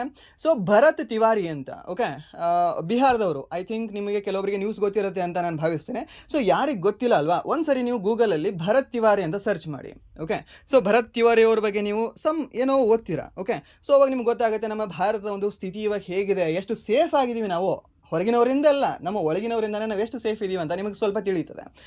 ಒಂದು ಸರಿ ಸರ್ಚ್ ಮಾಡಿ ಈ ಒಂದು ಕ್ಲಾಸ್ ಮುಗಿದ ನಂತರ ಭರತ್ ತಿವಾರಿ ಅಂತ. ಓಕೆ, ಆ್ಯಂಡ್ ನೆಕ್ಸ್ಟ್ ಬನ್ನಿ ಇವಾಗ 3ನೇ ಕ್ವಶನ್ಗೆ. ಏನಿದೆ? 2026ರ ಥಾಮಸ್ ಕಪ್ ಪ್ರಶಸ್ತಿಯನ್ನು ಯಾವ ದೇಶ ಗೆದ್ದಿದೆ ಅಂತ ಕೇಳಿದಾನೆ. ಈ ಒಂದು ಥಾಮಸ್ ಕಪ್ ಹಾಗೆ ಇನ್ನೊಂದು ಕಪ್ ಬರುತ್ತೆ, ಊಬರ್ ಕಪ್ ಅಂತ. ಯಾವ ಕಪ್? ಊಬರ್, ಓಲಾ ಊಬರ್, ಆ ಊಬರ್ ಅಲ್ಲ, ಇದು ಊಬರ್ ಕಪ್ ಅಂತ. ಸೊ ಎರಡೂ ಸಹ ಯಾವ ಕ್ರೀಡೆಯಲ್ಲಿ ಇರ್ತಕ್ಕಂತಹ ಕಪ್ಗಳಾಗಿದ್ದಾವೆ ಅಥವಾ ಯಾವ ಒಂದು ಕ್ರೀಡೆಯಲ್ಲಿ ಈ ಒಂದು ಟೂರ್ನಮೆಂಟ್ ಕಂಡು ಬರುತ್ತೆ ಅಂತ ನಿಮಗೆ ಕೇಳ್ಬೋದು. ಅವಾಗ ನೀವು ಹೇಳಬೇಕಾಗುತ್ತೆ ಈ ಒಂದು ಬ್ಯಾಡ್ಮಿಂಟನ್ ಟೂರ್ನಿ ಕಂಡು ಬರ್ತದೆ, ಯಾವುದೇ ಒಂದು ಥಾಮಸ್ ಕಪ್ ಹಾಗೆ ಒಂದು ಊಬರ್ ಕಪ್ಗಳು ಅಂತ ಹೇಳ್ತೀವಿ. ಹಾಗಾದರೆ ಒಂದು ಬ್ಯಾಡ್ಮಿಂಟನ್ ಟೂರ್ನಿ ಆಗಿರ್ತಕ್ಕಂಥ ಥಾಮಸ್ ಕಪ್ಪನ್ನು 2026ರಲ್ಲಿ ಗೆದ್ದಿರ್ತಕ್ಕಂಥ ತಂಡ ಯಾವುದು ಅಂತ? ಯಾವ ತಂಡ ಗೆದ್ದಿರಬಹುದು ಸರ್? ನಮ್ಮ ನೆರೆಯ ದೇಶ ಈ ಒಂದು ಚೀನಾ ಅಂತ ಹೇಳ್ತೀವಿ. ಸೊ ಯಾರನ್ನ ಸೋಲಿಸಿ ಇವರು ಗೆದ್ದಿದ್ದಾರೆ ಅಂದರೆ ಫ್ರಾನ್ಸ್ ಅವ್ರನ್ನ ಸೋಲಿಸಿ ಗೆದ್ದಿದ್ದಾರೆ. ಎಷ್ಟು ಅಂಕಗಳಿಂದ? 3-1 ಇವರು ಅವ್ರನ್ನ ಸೋಲಿಸಿ ಗೆದ್ದಿದ್ದಾರೆ. ಇಂಪಾರ್ಟೆಂಟ್ ಆಗುತ್ತಾ? ಹೌದು, ಥಾಮಸ್ ಕಪ್ ಮತ್ತು ಊಬರ್ ಕಪ್ ಇಂಪಾರ್ಟೆಂಟ್ ಆಗುತ್ತೆ. ಆ್ಯಂಡ್ ನೆಕ್ಸ್ಟ್ ಈ ಒಂದು FIFA ವರ್ಲ್ಡ್ ಕಪ್ ಫೈನಲಲ್ಲಿ ಹಾಗೆ ಸೆಮಿಫೈನಲಲ್ಲಿ ಸ್ಕೋರ್ಗಳು ಇಂಪಾರ್ಟೆಂಟ್ ಆಗ್ತವೆ. ಓಕೆ, ಫೈನಲ್ದು ಸ್ಕೋರ್ ಅಂತೂ ಇಂಪಾರ್ಟೆಂಟ್ ಆಗುತ್ತೆ, ಬಟ್ ಅದು ಇನ್ನೂ ನಡೆದಿಲ್ಲ. ಆ್ಯಂಡ್ ದೆನ್ ಸೆಮಿಫೈನಲ್ ಸ್ಕೋರ್ ಸಹ ನಿಮಗೆ ಇಂಪಾರ್ಟೆಂಟ್ ಆಗುತ್ತೆ, ಕೆಲವೊಂದು ದೇಶಗಳದ್ದು ಮಾತ್ರ. ಓಕೆ, ಸೊ ನಿಮಗೆ ಅವಾಗ ಬಂದಾಗ ಹೇಳಿರ್ತೇನೆ. ಸೊ ಅದನ್ನ ನೆನ್ಪಿಟ್ಕೊಳ್ಳಿ. ಹಾಗೆ ಇವಾಗ ಥಾಮಸ್ ಕಪ್ ಅಂತ ಹೇಳಿದೆ, ಥಾಮಸ್ ಕಪ್ ಮತ್ತು ಊಬರ್ ಕಪ್ ಎರಡೂ ಸಹ ಬ್ಯಾಡ್ಮಿಂಟನ್ಗೆ ಅಂತಂದರೆ ಇವಾಗ ಊಬರ್ ಕಪ್ ಯಾರು ಗೆದ್ದಿದ್ದಾರೆ? ಊಬರ್ ಕಪ್ ಗೆದ್ದಿರತಕ್ಕಂಥ ದೇಶ ದ್ಯಾಟ್ ಈಸ್ ಒಂದು ಸೌತ್ ಕೊರಿಯಾ ಅಂತ ಹೇಳ್ತೀವಿ. ಸರ್ ಹೇಗೆ ಸರ್? ಅವರೇ ಗೆಲ್ಲಬೇಕಾಗಿತ್ತಲ್ಲ, ಸೇಮ್ ಟೀಮ್ ಅಲ್ಲ? ಸೇಮ್ ಟೀಮ್ ಅಲ್ಲ. ಸೊ ಇದು ಜೆಂಟ್ಸ್, ಓಕೆ, ಇದು ಮೆನ್ಸ್ ಟೀಮ್, ಇದು ವುಮೆನ್ಸ್ ಟೀಮ್, ನೆನ್ಪಿಟ್ಕೊಳ್ಳಿ. ಓಕೆ, ಈ ಒಂದು ಥಾಮಸ್ ಕಪ್ ಅನ್ನೋದು ಮೆನ್ಸ್ ಆಡ್ತಾರೆ, ಹಾಗೆ ಒಂದು ಊಬರ್ ಕಪ್ಪಲ್ಲಿ ವುಮೆನ್ಸ್ ಆಟ ಆಡ್ತಾರೆ. ಓಕೆ, ಸೊ ಇದು ನಿಮ್ಗೆ ಗೊತ್ತಿರಿದ್ರೆ ಸಾಕು. ಆ್ಯಂಡ್ ನೆಕ್ಸ್ಟ್ ಹಾಗಾದರೆ ಆ ಒಂದು ಸೌತ್ ಕೊರಿಯಾದವರು ಯಾರನ್ನ ಸೋಲಿಸಿದ್ದಾರೆ ಅಂತ ನಿಮಗೆ ಹೇಳ್ಬೋದು. ಸೌತ್ ಕೊರಿಯಾದವರು ಅಗೇನ್ ಸೋಲಿಸಿರ್ತಕ್ಕಂಥದ್ದು ಯಾರಿಗೆ ಅಂತಂದರೆ ಸೌತ್ ಕೊರಿಯಾ ವರ್ಸಸ್ ಚೀನಾ ಇತ್ತು ಫೈನಲಲ್ಲಿ. ಸೌತ್ ಕೊರಿಯಾ ಅವರು ಚೀನಾ ಅವ್ರನ್ನ ಸೋಲಿಸಿದ್ದಾರೆ. ನಿಮ್ಮ ಹತ್ರ ಹೇಗೂ ಒಂದು ಕಪ್ ಇದೆ, ಥಾಮಸ್ ಕಪ್ ಪುರುಷರ ಹತ್ರ ನೀವು ಇಟ್ಕೊಂಡಿದ್ರೆ ಮಹಿಳೆಯರು ನಾವು ತೊಗೊಂಡು ಹೋಗ್ತೀವಿ ಅಂತ ಇವರು ತೊಗೊಂಡು ಹೋಗಿದ್ದಾರೆ. ಯಾವುದು? ಒಂದು ಊಬರ್ ಕಪ್ ಅಂತ ಹೇಳ್ತೇವೆ. ನೆಕ್ಸ್ಟ್ ಕ್ವಶನ್ ಅದೇ ಇದೆ ಅನ್ಸುತ್ತೆ. ಓಕೆ, ಊಬರ್ ಕಪ್ 2026 ಪ್ರಶಸ್ತಿಯನ್ನು ಯಾವ ದೇಶ ಗೆದ್ದಿದೆ ಅಂತ? ಯಾವ ದೇಶ ಗೆದ್ದಿದೆ? ದಟ್ ಇಸ್ ಒಂದು ದಕ್ಷಿಣ ಕೊರಿಯಾ, ಸೌತ್ ಕೊರಿಯಾ ಅಂತ ಹೇಳ್ತೇವೆ. ಆ್ಯಂಡ್ ನೆಕ್ಸ್ಟ್ ಪ್ರಶ್ನೆ, ಭಾರತದ ಮೊದಲ ಕಾರ್ಯನಿರ್ವಹಣಾ PM ಮಿತ್ರ ಉದ್ಯಾನವನವನ್ನು ಯಾವ ರಾಜ್ಯದಲ್ಲಿ ಉದ್ಘಾಟಿಸಲಾಯಿತು ಅಂತ ಕೇಳಿದಾನೆ. ಕಾರ್ಯನಿರ್ವಹಣಾ PM ಮಿತ್ರ ಉದ್ಯಾನವನ ಅಂತ ಹೇಳ್ತೀವಿ. ಹಾಗಾದರೆ ಏನು PM ಮಿತ್ರ ಉದ್ಯಾನವನ? ಮೀನ್ಸ್ PM ಮಿತ್ರ ಪಾರ್ಕ್ ಅಂತ ಕೇಳಿರ್ತೀರಲ್ವಾ. The India's first functional PM Mitra park inaugurated in which state ಅಂತ ಇದರ ಅರ್ಥ. ಓಕೆ, ಸೊ ಯಾವ ಒಂದು ರಾಜ್ಯದಲ್ಲಿ? ತೆಲಂಗಾಣ, ಗುಜರಾತ್, ಮಹಾರಾಷ್ಟ್ರ ಮತ್ತು ಮಧ್ಯಪ್ರದೇಶ ಅಂತ ಕೊಟ್ಟಿದ್ದಾರೆ. ಸೊ ಇದಕ್ಕೆ ಸರಿಯಾದ ಉತ್ತರ ಯಾವುದಾಗುತ್ತೆ? ಯಾವುದು ಅಂದರೆ ನಿಮ್ಗೆ ಗೊತ್ತಿರಲಿಲ್ಲ, ಆಪ್ಷನ್ ಎ ಒಂದು ತೆಲಂಗಾಣ ಅಂತ ಹೇಳ್ತೇವೆ. ಓಕೆ, ಯಾವುದು? ಈ ಒಂದು ತೆಲಂಗಾಣ ಅಂತಕ್ಕಂತಹ ಆನ್ಸರ್ ಇದಕ್ಕಾಗತ್ತೆ. ಸೊ ಇದನ್ನು ಎಲ್ಲಿ? ತೆಲಂಗಾಣದಲ್ಲಿ ಎಕ್ಸಾಕ್ಟ್ಲಿ ಎಲ್ಲಿ? ಕಾಕತೀಯರು ಎಲ್ಲಿ ಕಂಡು ಬರ್ತಾರೆ ಸರ್? ವಾರಂಗಲ್ನ ಕಾಕತೀಯರು ಅಂತ ಹೇಳ್ತೀವಿ. ಸೊ ಆ ಒಂದು ವಾರಂಗಲ್ನಲ್ಲಿ, ಯಾವುದೇ ಒಂದು ವಾರಂಗಲ್ನಲ್ಲಿ ಇದನ್ನು ಉದ್ಘಾಟನೆ ಆಗಿದೆ. ಸರಿ, ಯಾವುದೇ ಒಂದು the first functional PM Mitra park ಎಲ್ಲಿ? ಒಂದು ವಾರಂಗಲ್ ಅಂತ ಹೇಳ್ತೀವಿ. ನೆನ್ಪಿಟ್ಕೊಳ್ಳಿ, ಇದನ್ನು ನಿಮಗೆ ಕೇಳೋ ಚಾನ್ಸಸ್ ಇರಬಹುದು. ಆ್ಯಂಡ್ ನೆಕ್ಸ್ಟ್ ಒಂದು ಅಂಡರ್ ಈ ಒಂದು PM ಮಿತ್ರ ಸ್ಕೀಮಲ್ಲಿ ಎಷ್ಟು ಟೆಕ್ಸ್ಟೈಲ್ ಪಾರ್ಕ್ಗಳು ಕಂಡು ಬರ್ತವೆ, ಎಷ್ಟು ರಾಜ್ಯಗಳಲ್ಲಿ ಅಂತ ನಿಮಗೆ ಕೇಳ್ಬೋದು. ಅವಾಗ ನೀವು ಹೇಳಬೇಕಾಗುತ್ತೆ 7 ರಾಜ್ಯಗಳಲ್ಲಿ ಅಂತ. ಯಾವ್ದು ಆ ರಾಜ್ಯ ಸರ್? ಒಂದು ನಮ್ಮ ಕರ್ನಾಟಕ ಫಸ್ಟ್ ನಮ್ಮದೇ ಇರಲಿ. ಆ್ಯಂಡ್ ದೆನ್ ಸೆಕೆಂಡ್ ಒನ್ ಯಾವುದು ಅಂತಂದರೆ ಒಂದು ಗುಜರಾತ್ ಅಂತ ಹೇಳ್ತೀವಿ, ಮಹಾರಾಷ್ಟ್ರ ಅಂತ ಹೇಳ್ತೀವಿ. ಆ್ಯಂಡ್ ನೆಕ್ಸ್ಟ್ ಈ ಒಂದು ತಮಿಳುನಾಡು, ತೆಲಂಗಾಣ, ಹಾಗೆ ಒಂದು ಮಧ್ಯಪ್ರದೇಶ, ಹಾಗೆ ಒಂದು ಉತ್ತರ ಪ್ರದೇಶ ಅಂತ ಹೇಳ್ತೀವಿ. 2, 4, 4, 3, 7. ಓಕೆ, ಈ 7 ಸಹ ನೀವು ನೆನ್ಪಿಟ್ಕೊಳ್ಳಿ. ಆ್ಯಂಡ್ ನೆಕ್ಸ್ಟ್ ಈ ಒಂದು ಪಿ ಎಮ್ ಮಿತ್ರ. ಓಕೆ, ಮೀನ್ಸ್ ಈ ಒಂದು ಮಿತ್ರ ಅಂತ ಹೇಳ್ತೀವಲ್ವ, ಹಾಗಾದರೆ ಈ ಒಂದು ಮಿತ್ರದ ಫುಲ್ ಫಾರ್ಮ್ ನಿಮಗೆ ಕೇಳಬಹುದು. ಸೊ ಮಿತ್ರದ ಫುಲ್ ಫಾರ್ಮ್ ಏನಾಗಿದೆ, mega integrated textile region and apparel ಅಂತ ಹೇಳ್ತೀವಿ, ಸರಿನಾ. ಸೊ ಅದನ್ನ ನೆನ್ಪಿಟ್ಕೊಳ್ಳಿ. ಸೊ ಇದು ಯಾವಾಗ ಲಾಂಚ್ ಆಗಿದೆ ಅಂತ ಕೇಳಿದ್ರೆ 2021ರಲ್ಲಿ ಇದು ಲಾಂಚ್ ಆಗಿದೆ. ಕೇಳ್ತೇನೆ ನಿಮಗೆ ಸ್ಟೇಟ್ಮೆಂಟ್ ಬೇಸ್ಡ್ ಏನಾದರೂ ಕ್ವಶನ್ ಕೊಟ್ಟ ಅಂತಂದರೆ ಒಂದು ಕ್ವಶನ್ ಫಿಕ್ಸ್, ಅದು ಯಾವಾಗ ಸ್ಟಾರ್ಟ್ ಆಗಿದೆ ಅನ್ನೋದೇ ಇರ್ತದೆ, ಸ್ಪೆಷಲಿ ಅದರ ಮೇಲೆ, ಈ ಒಂದು ಯೋಜನೆಗಳ ಮೇಲೆ. ಓಕೆ, ಸೊ ಇದನ್ನು ನೀವು ನೆನ್ಪಿಟ್ಕೊಳ್ಬೇಕಾಗತ್ತೆ. ಓಕೆ, ಅಂದರೆ ನೆಕ್ಸ್ಟ್ ಪ್ರಶ್ನೆ, ವೈಬ್ರೆಂಟ್ ವಿಲೇಜಸ್ ಪ್ರೋಗ್ರಾಮ್ ಅಡಿಯಲ್ಲಿ, ಯಾವುದರ ಅಡಿಯಲ್ಲಿ, ವೈಬ್ರೆಂಟ್ ವಿಲೇಜಸ್ ಪ್ರೋಗ್ರಾಮ್ನ ಅಡಿಯಲ್ಲಿ ಯಾವ ಗ್ರಾಮವು ಭಾರತದ ಮೊದಲ ಮಾದರಿ ಗ್ರಾಮವಾಯಿತು ಅಂತ ಕೇಳಿದಾನೆ. ಯಾವುದು ಮೊದಲ ಮಾದರಿ ಗ್ರಾಮವಾಗಿದೆ? ದ ಫಸ್ಟ್ ವೈಬ್ರೆಂಟ್ ವಿಲೇಜ್ ಪ್ರೋಗ್ರಾಮ್ನ ಅಡಿಯಲ್ಲಿ the first model border village ಅಂತ ಹೇಳ್ತೀವಿ, ಸರಿನಾ. ಸೊ ಯಾವುದಾಗಿದೆ ಅಂತ, ಕಿಬಿತೋ ಮೀನ್ಸ್ ಅರುಣಾಚಲ್ ಪ್ರದೇಶದಲ್ಲಿ ಬರುತ್ತೆ, ಮನಾ. ಅಂದರೆ ನೆಕ್ಸ್ಟ್ ಒಂದು ಚುಮರ್ ಅಂತ ಕೊಟ್ಟಿದ್ದಾರೆ, ಅಂತ ನೆಕ್ಸ್ಟ್ ಒಂದು ತವಾಂಗ್ ಅಂತ ಕೊಟ್ಟಿದ್ದಾರೆ. ಸೊ ಇದಕ್ಕೆ ಸರಿಯಾದ ಉತ್ತರ ಯಾವುದಾಗುತ್ತೆ? ಸೊ ಇದಕ್ಕೆ ಸರಿಯಾದ ಉತ್ತರ ಬಂದುಬಿಟ್ಟು ಆಪ್ಷನ್ ಸಿ, ಚುಮೂರ್ ಅಂತ ಹೇಳ್ತೀವಿ. ಹಾಗಾದರೆ ಇದು ಕಂಡು ಬರ್ತಕ್ಕಂಥದ್ದು ಎಲ್ಲಿ ಅಂತ ಕೇಳ್ತಾನೆ, ಲಡಾಖಲ್ಲಿ ಇದು ಕಂಡು ಬರುತ್ತೆ. Simple question and then simple answer ನಿಮ್ದು ಇರಲಿ. ಆ್ಯಂಡ್ ನೆಕ್ಸ್ಟ್ ಪ್ರಶ್ನೆ, ಯಾವ ರಾಜ್ಯವು ಭಾರತದ ಮೊದಲ ಕಾಗದ ರಹಿತ ನ್ಯಾಯಾಂಗ ರಾಜ್ಯವಾಯಿತು ಅಂತ ಕೇಳಿದ್ದಾನೆ. ಕಾಗದ ರಹಿತ ನ್ಯಾಯಾಂಗ ರಾಜ್ಯವಾಯಿತು ಅಂತ ಕೇಳಿ ಫಸ್ಟ್ ಆಪ್ಷನ್ ಈ ಒಂದು ಕೇರಳ ಅಂತ ಹಾಕಿಬಿಡಬೇಡಿ. ಓಕೆ, ಸೊ ಇದನ್ನು ಮಾಡಿರ್ತಕ್ಕಂತಹ ರಾಜ್ಯ ದ್ಯಾಟ್ ಈಸ್ ಈ ಒಂದು ಆಪ್ಷನ್ ಬಿ, ಸಿಕ್ಕಿಂ ರಾಜ್ಯ ಮೊದಲ ಕಾಗದ ರಹಿತ ನ್ಯಾಯಾಂಗ ರಾಜ್ಯವಾಗಿದೆ ಅಂತ ಕೇಳಿದಾನೆ. ಕಂಪ್ಲೀಟ್ ರಾಜ್ಯ, ಜಸ್ಟ್ ಯಾವುದೋ ಒಂದು ಜಿಲ್ಲೆ ಕೇಳಿಲ್ಲ, ಮೊದಲ ಜಿಲ್ಲೆ ಅಂತ ಕೇಳಿದ್ರೆ ಅವಾಗ ನೀವು ಹೇಳಬೇಕಾಗುತ್ತೆ ಯಾವುದು, ಈ ಒಂದು ಕೇರಳದಲ್ಲಿ ಕಂಡುಬರ್ತಕ್ಕಂತಹ ಯಾವ ಜಿಲ್ಲೆ ಹೇಳ್ಬೋದಾ, ಯಾವ ಜಿಲ್ಲೆ ಅಂತ? ದ್ಯಾಟ್ ಈಸ್ ಒಂದು ಕಲಪೆಟ್ಟ ಅಂತ ಹೇಳ್ತೀವಿ, ಸರಿನಾ. ಯಾವುದು ಒಂದು ಕಲಪೆಟ್ಟ ಡಿಸ್ಟಿಕೋಟ್ ಅಂತ ಹೇಳ್ತೀವಿ. ಎಲ್ಲಿ ಕಂಡು ಬರುತ್ತೆ ಇದು, ಯಾವ ಜಿಲ್ಲೆಯಲ್ಲಿ ಅಂದರೆ ಈ ಒಂದು ವಯನಾಡ್ ಜಿಲ್ಲೆಯಲ್ಲಿ ಕಂಡು ಬರುತ್ತೆ. ವಯನಾಡ್ ಅಂದರೆ ನಿಮಗೆ ನೆನಪಾಗುತ್ತೆ ಯಾರು, ಈ ಒಂದು ರಾಹುಲ್ ಗಾಂಧಿ ಅವರು ನಿಲ್ತಕ್ಕಂಥ ಕ್ಷೇತ್ರ, MP ಕ್ಷೇತ್ರ. ಓಕೆ, ಸೊ ವಯನಾಡ್ ಯಾಕೆ ಅಂತಂದರೆ ಅವ್ರು ಇಂಪಾರ್ಟೆಂಟ್ ಆಗ್ತಾರೆ. ಸೊ ಯಾರು ಎಲ್ಲಿ ನಿಲ್ತಾರೆ, ಆ್ಯಂಡ್ ದೆನ್ ವಾರಣಾಸಿಯಲ್ಲಿ ಯಾರು ನಿಂತಿದ್ದಾರೆ, ಆ್ಯಂಡ್ ದೆನ್ ಯಾರು ಎಲೆಕ್ಟ್ ಆಗಿದ್ದಾರೆ. ಸೊ ಈ ರೀತಿ ಇಂಪಾರ್ಟೆಂಟ್ ಇರ್ತಕ್ಕಂಥ the current leader and then opposition leader important ಆಗುತ್ತೆ, ಅದನ್ನು ಸಹ ನೀವು ನೆನ್ಪಿಟ್ಕೊಳ್ಳಿ. ಆ್ಯಂಡ್ ನೆಕ್ಸ್ಟ್ ಪ್ರಶ್ನೆ, 2026ರಲ್ಲಿ RBIನ ಹೊಸ ಉಪ ಗವರ್ನರ್ ಆಗಿ ಯಾರನ್ನು ನೇಮಿಸಲಾಗಿದೆ ಅಂತ ಕೇಳಿದಾನೆ. RBIನ ಹೊಸ ಉಪ ಗವರ್ನರ್ ಯಾರಾಗಿದ್ದಾರೆ ಅಂತ. ಎಷ್ಟು ಜನ ಇರ್ತಾರೆ ಟೋಟಲಿ ಗವರ್ನರ್ಸ್? ಸರ್ ಗವರ್ನರ್ಸ್ ಒಬ್ಬರೇ ಇರ್ತಾರೆ. ಡೆಪ್ಯೂಟಿ ಗವರ್ನರ್ಸ್ ಎಷ್ಟು ಇರ್ತಾರೆ? ಸರ್ ಇವರು 4 ಜನ ಇರ್ತಾರೆ. ಹಾಗಾದರೆ ಆ 4 ಜನದಲ್ಲಿ ಇವಾಗ ರೀಸೆಂಟಾಗಿ ನೇಮಕ ಆಗಿರ್ತಕ್ಕಂಥ ವ್ಯಕ್ತಿ ಯಾರು ಅಂದರೆ ದ್ಯಾಟ್ ಇಸ್ ಒಂದು ರೋಹಿತ್ ಜೈನ್ ಅವರು ಅಂತ ಹೇಳ್ತೀವಿ. ಯಾರಿಗೊಂದು ರೋಹಿತ್ ಜೈನ್. ಹಾಗಾದರೆ ಆ 3 ಜನದ ಹೆಸರು ಏನಾದರೂ ಕೇಳ್ತಾನಾ ಸರ್ ಅಂತ ಅಂದರೆ ಹೌದು ಕೇಳ್ತಾನೆ. ಇದರಲ್ಲಿ ಯಾರಲ್ಲ ಅಂತ ಅವಾಗ ನೀವು ನೆನ್ಪಿಟ್ಕೊಳ್ಬೇಕಾಗುತ್ತೆ. ಸರ್ ಒಂದು ರೋಹಿತ್ ಜೈನ್ ಅವರು, ಸೆಕೆಂಡ್ ಸ್ವಾಮಿನಾಥನ್ ಅವರು ಅಂತ ಹೇಳ್ತೀವಿ, ಅಂದರೆ 3ನೇದವರು ಈ ಒಂದು ಶಿರೀಶ್ ಚಂದ್ರ ಮುರ್ಮು ಅವರು ಅಂತ ಹೇಳ್ತೀವಿ. 4ನೇದವರು ಯಾರು ಅಂದರೆ ಒಂದು ಪೂನಮ್ ಗುಪ್ತಾ ಅವರು ಅಂತ ಹೇಳ್ತೀವಿ. ಮಹಿಳೆ ಇದ್ದಾರೆ, ಇಂಪಾರ್ಟೆಂಟ್ ಆಗ್ತಾರೆ. ಯಾರಿಗೊಂದು ಪೂನಮ್ ಗುಪ್ತಾ ಅಂತ ಹೇಳ್ತೀವಿ. ಪೂನಮ್ ಪಾಂಡೆ ಅಲ್ಲ, ಪೂನಮ್ ಗುಪ್ತಾ. ಓಕೆ, ಸರ್ನೇಮ್ ಸಹ ಇಂಪಾರ್ಟೆಂಟ್ ಆಗುತ್ತೆ, ಯಾಕೆಂದರೆ ನಿಮಗೆ ಸರ್ನೇಮ್ ಮೇಲೂ ಸಹ ಸಮ್ ರೀಸನಿಂಗ್ ಆಟ ಆಡಿಬಿಡ್ತಾನೆ GK ಕ್ವಶನಲ್ಲಿ. ಓಕೆ, ಸೊ ಅದಕ್ಕೆ ನಿಮ್ಗೆ ಗೊತ್ತಿರಬೇಕಾಗುತ್ತೆ. ಆ್ಯಂಡ್ ನೆಕ್ಸ್ಟ್ ಪ್ರಶ್ನೆ, ಓಕೆ ಇಲ್ಲಿ ಹಾಗಾದರೆ ಇಲ್ಲಿ 4 ಇದೆಯಲ್ಲ ಸರ್ ಅಂತಂದರೆ ರೀಸೆಂಟಾಗಿ ನೇಮಕ ಆಗಿರ್ತಕ್ಕಂಥದ್ದು ರೋಹಿತ್ ಜೈನ್ ಅವರು. ಇವರು ಇದ್ದಾರೆ, ಇವರು ಡೆಪ್ಯೂಟಿ ಗವರ್ನರ್. ಓಕೆ, ಇವರಲ್ಲ, ಇವರು ಆಲ್ರೆಡಿ ಇವಾಗ ಎಕ್ಸ್ ಗವರ್ನರ್. ಇವರು ಶಕ್ತಿಕಾಂತ್ ದಾಸ್. ಯಾರಿಗಿಂತ ಮುಂಚೆ ಇದ್ರು? ಸಂಜಯ್ ಅವ್ರಿಗಿಂತ ಮುಂಚೆ ಇದ್ರು ಇವರು. ಓಕೆ, ಸೊ ಅದು ಸಹ ನಿಮ್ಗೆ ಗೊತ್ತಿರಲಿ. ಆ್ಯಂಡ್ ನೆಕ್ಸ್ಟ್ ಪ್ರಶ್ನೆ, 2026ರ ವಿಟ್ಲಿ ಪ್ರಶಸ್ತಿಯನ್ನು ಸಂರಕ್ಷಣಾ ಕಾರ್ಯಕ್ಕಾಗಿ ಯಾವ ಭಾರತೀಯ ವಿಜ್ಞಾನಿ ಗೆದ್ದರು ಅಂತ ಕೇಳಿದಾನೆ. ಯಾವುದೇ ಒಂದು 2026ರ ವಿಟ್ಲಿ ಪ್ರಶಸ್ತಿ ಸಂರಕ್ಷಣಾ ಕಾರ್ಯಕ್ಕಾಗಿ ಯಾವ ಭಾರತೀಯ ವಿಜ್ಞಾನಿ ಗೆದ್ದರು ಅಂತ. ಪರ್ವೀನಾ ಶೇಖ್ ಅವರು, ಸ್ವಾಮಿನಾಥನ್ ಅವರು, ಗಗನ್ದೀಪ್ ಕಾಂಗ್ ಅವರು, ಆ್ಯಂಡ್ ನೆಕ್ಸ್ಟ್ ಒಂದು ವಂದನಾ ಶಿವ ಅಂತ ಕೊಟ್ಟಿದ್ದಾರೆ. ಸೊ ಇದಕ್ಕೆ ಸರಿ ಉತ್ತರ ಯಾವುದಾಗುತ್ತೆ ಹೇಳ್ಬೋದಾ ಯಾರಾಗ್ತಾರೆ ಅಂತ? ಯಾರು ಅಂದರೆ ದ್ಯಾಟ್ ಇಸ್ ಒಂದು ಪರ್ವೀನಾ ಶೇಖ್ ಅವರು ಅಂತ ಹೇಳ್ತೀವಿ. ಯಾರು ಒಂದು ಪರ್ವೀನ್ ಶೇಖ್ ಅಂತಕ್ಕಂತಹ ಮಹಿಳೆ, ಇವರು ವಿಟ್ಲಿ ಪ್ರಶಸ್ತಿಯನ್ನು ಪಡೆದುಕೊಂಡಿರ್ತಕ್ಕಂತಹ ಅಥವಾ ಗೆದ್ದಿರ್ತಕ್ಕಂಥ ನಮ್ಮ ಭಾರತೀಯ ವಿಜ್ಞಾನಿಯಾಗಿದ್ದಾರೆ. ಏನು ಕೆಲಸ ಮಾಡಿದ್ದಾರೆ ಇವರು ಅಂತಂದರೆ, ನಮ್ಮ ಭಾರತೀಯ ಸ್ಕಿಮ್ಮರ್ ಪಕ್ಷಿಯನ್ನು ಇವರು ಪ್ರೊಟೆಕ್ಷನ್ನ ಮಾಡಿದ್ದಾರೆ. ಹೆಸರನ್ನ ಯಾವುದು ಅಂತಂದರೆ ಇಂಡಿಯನ್ ಸ್ಕಿಮ್ಮರ್ ಬರ್ಡ್ ಅಂತ ಹೇಳ್ತೀವಿ. ಸೊ ಈ ಒಂದು ಇಂಡಿಯನ್ ಸ್ಕಿಮ್ಮರ್ ಬರ್ಡ್ಸ್ಗಳ ಒಂದು ಪ್ರೊಟೆಕ್ಷನ್ ಮಾಡಿರೋ ಕಾರಣಕ್ಕಾಗಿ, ಆ್ಯಂಡ್ ದೆನ್ ಅದಕ್ಕೆ ಜಾಸ್ತಿ ಇವರು ದುಡಿದಿರುವ ಕಾರಣಕ್ಕಾಗಿ ಇವರಿಗೆ 50,000 ಯೂರೋಸ್ಗಳನ್ನು ನೀಡಿ ಗೌರವಿಸಲಾಗಿದೆ, ಈ ಒಂದು ವಿಟ್ಲಿ ಪ್ರಶಸ್ತಿಯನ್ನು ನೀಡುವುದರ ಮೂಲಕ. ಸೊ ನಿಮ್ಗೆ ಇನ್ನೊಂದು ಪ್ರಶ್ನೆ ಕೇಳ್ಬೋದು, ಆ್ಯಂಡ್ ದೆನ್ ಸ್ಟ್ಯಾಟಿಕ್ ಮೇಲೆ ಕ್ವಶನ್ ಕೇಳ್ತಾನೆ. ವಿಟ್ಲಿ ಅಂತಂದರೆ ಏನು?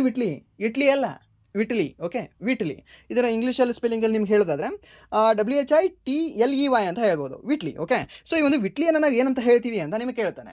ಇದರ ಒಂದು ಉಪನಾಮ ಏನಿದೆ ಅಂತ. ಓಕೆ, ಸೊ ಏನಿರಬಹುದು? ಸೊ ಇದನ್ನು ನಾವು ಗ್ರೀನ್ ಆಸ್ಕರ್ ಅಂತ ಹೇಳ್ತೀವಿ. ಏನು? ಗ್ರೀನ್ ಆಸ್ಕರ್ಸ್ ಅಂತ ಹೇಳ್ತೀವಿ. ನೆನ್ಪಿಟ್ಕೊಳ್ಳಿ, ಗ್ರೀನ್ ಆಸ್ಕರ್ಸ್, ಗ್ರೀನ್ ನೋಬೆಲ್ ಅಲ್ಲ. ಓಕೆ, ಗ್ರೀನ್ ಆಸ್ಕರ್ಸ್ ಅಂತ ಹೇಳ್ತೀವಿ. ಇದನ್ನು ಕನ್ಫ್ಯೂಷನ್ ಆಗ್ತದೆ. Okay, first option green Nobel ಅಂತ ಇತ್ತು ಅಂತಂದರೆ the first tick, and then first ನಾವು ಮೈಂಡಲ್ಲಿ ಬರೋದೇನು ಅಂತಂದರೆ ಓಕೆ ಹಾಕಿ ಟಿಕ್ ಅಂತ. ಓಕೆ, ಸೊ ಅದನ್ನು ಮಾಡಬೇಡಿ.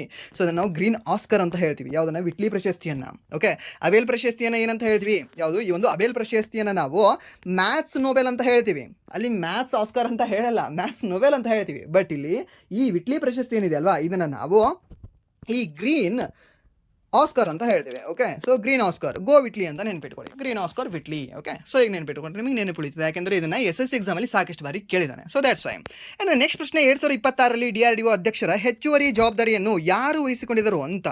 ಸೊ ಇವಾಗ ಕರೆಂಟ್ಲಿ DRDO ಅಧ್ಯಕ್ಷರಿದ್ದಾರೆ. ಸೊ ಯಾರಿದ್ರು ಇಲ್ಲಿವರೆಗೆ? Sir Sameer ಅವರಿದ್ದರು.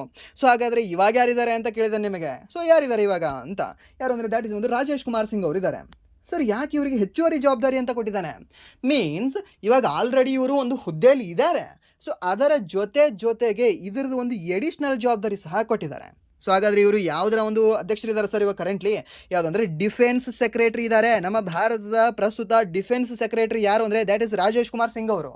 Okay, so and then ಇದರ ಜೊತೆಗೆ ಈ DRDOದು ಅಧ್ಯಕ್ಷರು ಸಹ ಯಾರಾಗಿದ್ದಾರೆ ಅಂದರೆ, ಚೇರ್ಮನ್ ಸಹ ಯಾರಾಗಿದ್ದಾರೆ ಅಂದರೆ ಇದೇ ಒಂದು ರಾಜೇಶ್ ಕುಮಾರ್ ಸಿಂಗ್ ಅವರು. ಕ್ವಶನ್ ನೀವು ಓದಿರ್ತೀರಾ, ಆ್ಯಂಡ್ ದೆನ್ DRDO ಅಧ್ಯಕ್ಷರು ನೆನ್ಪಿಟ್ಕೊಂಡಿರ್ತೀರಾ, ರಟ್ಟ ಹೊಡೆದಿರ್ತೀರಾ. ಯಾರು ಅಂತಂದರೆ ದ್ಯಾಟ್ ಇಸ್ ಒಂದು ಸಮೀರ್ ಅವರು ಅಂತ. ಸಮೀರ್ ಅವರು. ಓಕೆ, ಬಟ್ ಸಮೀರ್ ಅವರು ಇವಾಗಿಲ್ಲ. ಪ್ರಸ್ತುತ ಯಾರಿದ್ದಾರೆ ಅಂದರೆ ರಾಜೇಶ್ ಕುಮಾರ್ ಸಿಂಗ್ ಅವರಿದ್ದಾರೆ. ಸೊ ಇದನ್ನು ನೆನ್ಪಿಟ್ಕೊಳ್ಳಿ. ಓಕೆ, ಸೊ ನಿಮಗೆ ಕೇಳೋ ಚಾನ್ಸಸ್ ಇರುತ್ತೆ. ಆ್ಯಂಡ್ ನೆಕ್ಸ್ಟ್ ಅಜಯ್ ಕುಮಾರ್ ಅವರು UPSC ಚೇರ್ಮನ್ ಅಷ್ಟೇ. ಆ್ಯಂಡ್ ನೆಕ್ಸ್ಟ್ ಮಿಷನ್ ದೃಷ್ಟಿ ಉಪಗ್ರಹವನ್ನು ಯಾವ ಭಾರತೀಯ ಸ್ಟಾರ್ಟಪ್ ಉಡಾಯಿಸಿತು ಅಂತ ಕೇಳಿದಾನೆ. ಯಾವುದೇ ಒಂದು ಮಿಷನ್ ದೃಷ್ಟಿ ಅಂತಕ್ಕಂಥ ಒಂದು ಸ್ಯಾಟಲೈಟನ್ನು ಯಾರು ಇದನ್ನು ಉಡಾವಣೆ ಮಾಡಿದ್ದಾರೆ ಅಂತ. ಮಿಷನ್ ದೃಷ್ಟಿ. ಸರ್ ದೃಷ್ಟಿ ಅಂದರೆ ಯಾರಿಟ್ಟರಿ?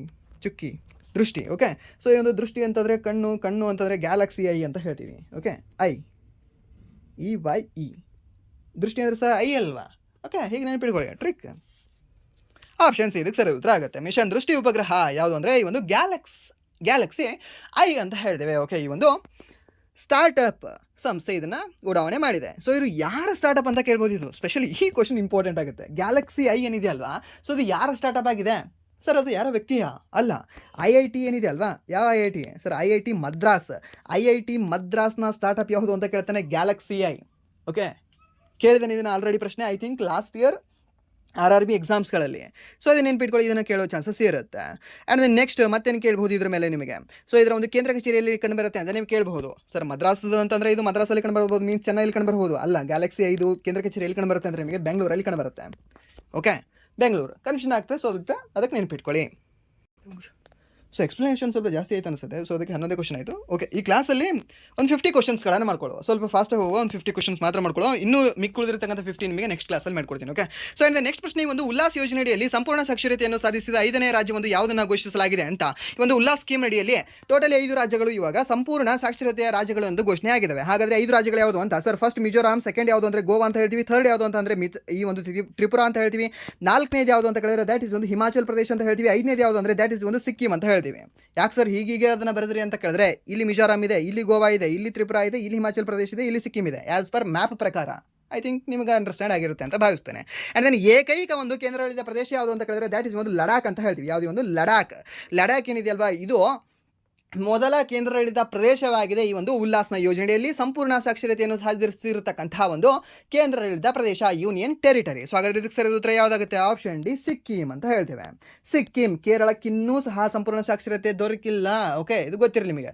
ಯಾಕೆಂದರೆ ನಿಮಗೆ ಪ್ರಶ್ನೆ ಹೇಗೆ ಕೇಳ್ತಾನೆ ಅಂತಂದರೆ, ರೀಸೆಂಟಾಗಿ ಇದು ಯಾವುದು ಅದು ಯಾವುದು ಅಂತ ಕೇಳಲ್ಲ.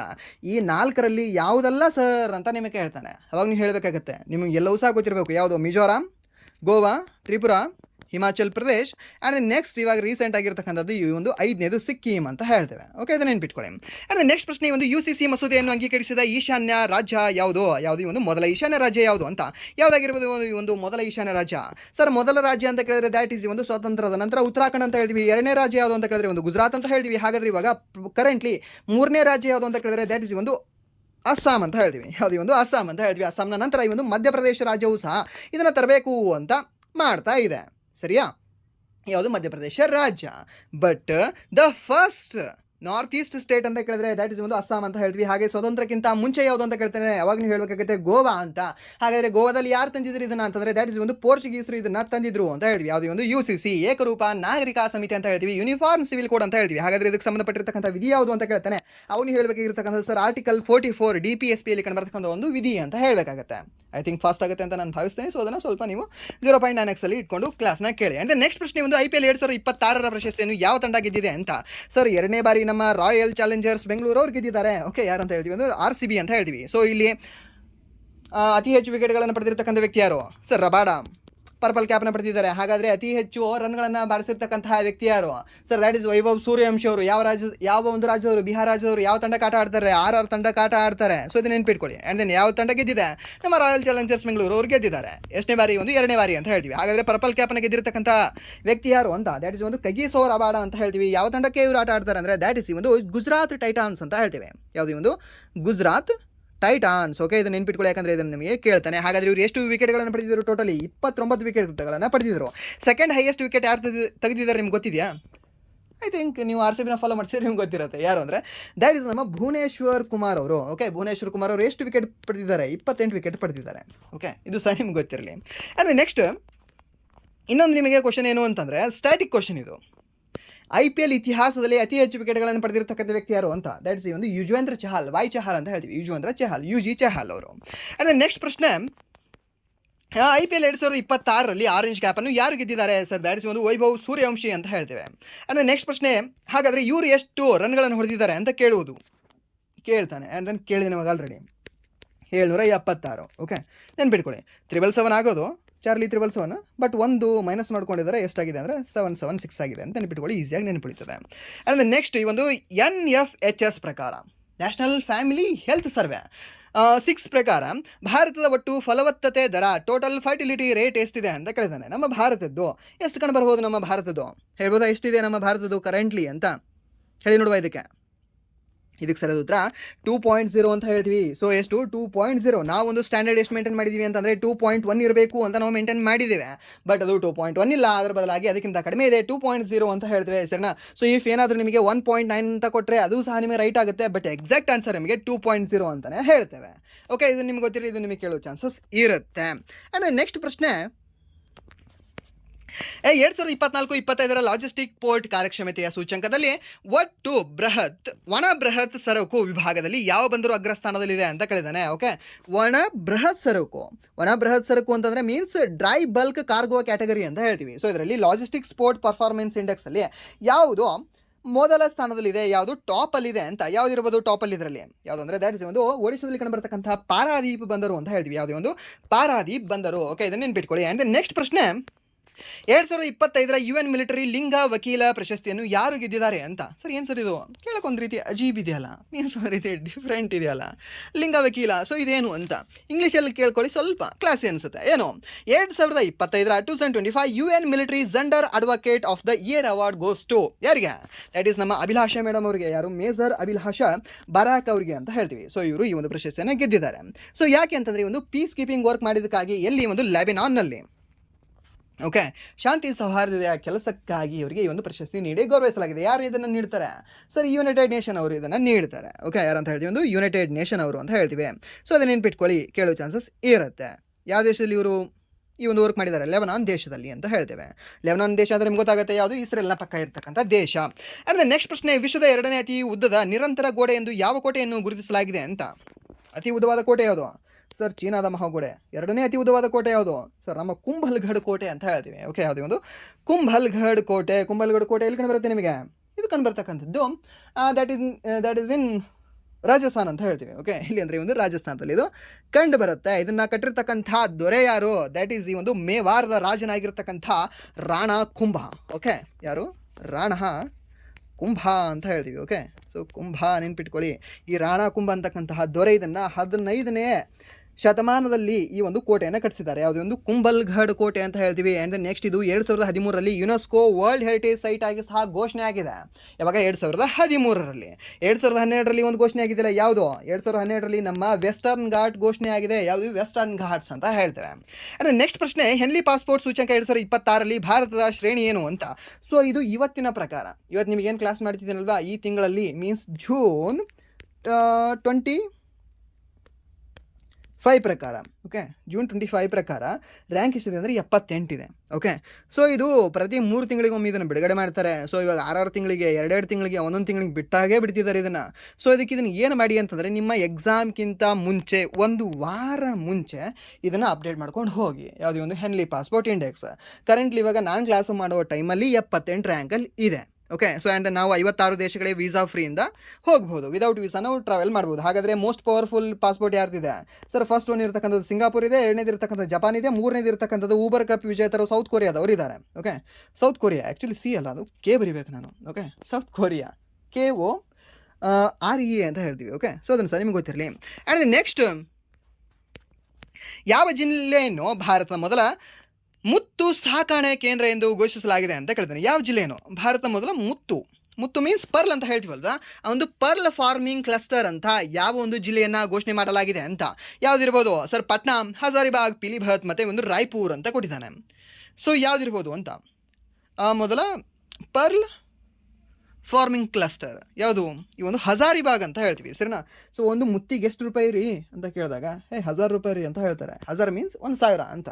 ಸೊ ಹಜಾರಿಬಾಗ್ ಅಂತ ನೆನ್ಪಿಟ್ಕೊಳ್ಳಿ. ಎಲ್ಲಿ ಕಂಡು ಬರುತ್ತೆ? ಜಾರ್ಖಂಡಲ್ಲಿ ಕಂಡು ಬರುತ್ತೆ. ಓಕೆ, ಸೊ ಇದು ನಮಗೆ ಗೊತ್ತಾಗುತ್ತೆ. ಅಂದರೆ ನಿಮಗೆ ಇದು ಕೇಳೋ ಚಾನ್ಸಸ್ ಇರುತ್ತೆ. ಯಾವುದೇ ಒಂದು ಹಜಾರಿಬಾಗ್ ಎಲ್ಲಿ ಕಂಡು ಬರುತ್ತೆ? ಜಾರ್ಖಂಡದಲ್ಲಿ. ಬಿಹಾರ್ ಅಂತ ಕೆಲವೊಂದು ಕಡೆ ಕೊಟ್ಟಿರ್ತಾನೆ, ಬಿಹಾರ್ ಅಲ್ಲ ಈ ಒಂದು ಹಜಾರಿಬಾಗ್ ಕಂಡು ಬರ್ತಕ್ಕಂಥದ್ದು ಈ ಒಂದು ಜಾರ್ಖಂಡಲ್ಲಿ ಅಂತ ಹೇಳ್ತೀವಿ.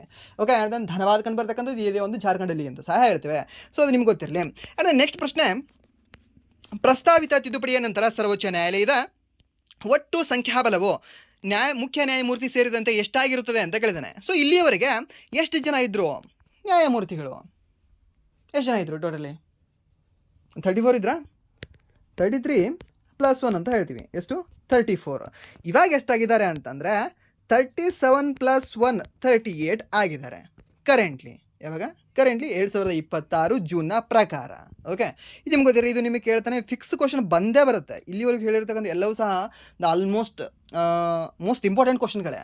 ಬಟ್ ಈ ಕ್ವಶನ್ ಹೇಗೆ ಅಂದರೆ ಬಿಡಲ್ಲ, ಇದನ್ನು ಫಿಕ್ಸ್ ಕೇಳ್ತಾನೆ, ಬೇಡ ಅಂದರೂ ಸಹ ಕೇಳ್ತಾನೆ ಇದನ್ನು. ಸೊ ಅದಕ್ಕೆ ನೆನ್ಪಿಟ್ಕೊಳ್ಳಿ. ಆ್ಯಂಡ್ ನಿಮ್ಗೆ ಇನ್ನೊಂದು ಸಹ ಗೊತ್ತಿರಬಹುದು, 1774 ಫಸ್ಟ್ ಸುಪ್ರೀಂ ಕೋರ್ಟ್ ಸ್ಟಾರ್ಟ್ ಆಯ್ತಲ್ವಾ? ಗೊತ್ತಿದೆ ಅಲ್ವಾ? ಫಸ್ಟ್ ಸುಪ್ರೀಂ ಕೋರ್ಟ್ ಸ್ಟಾರ್ಟ್ ಆಗುತ್ತೆ.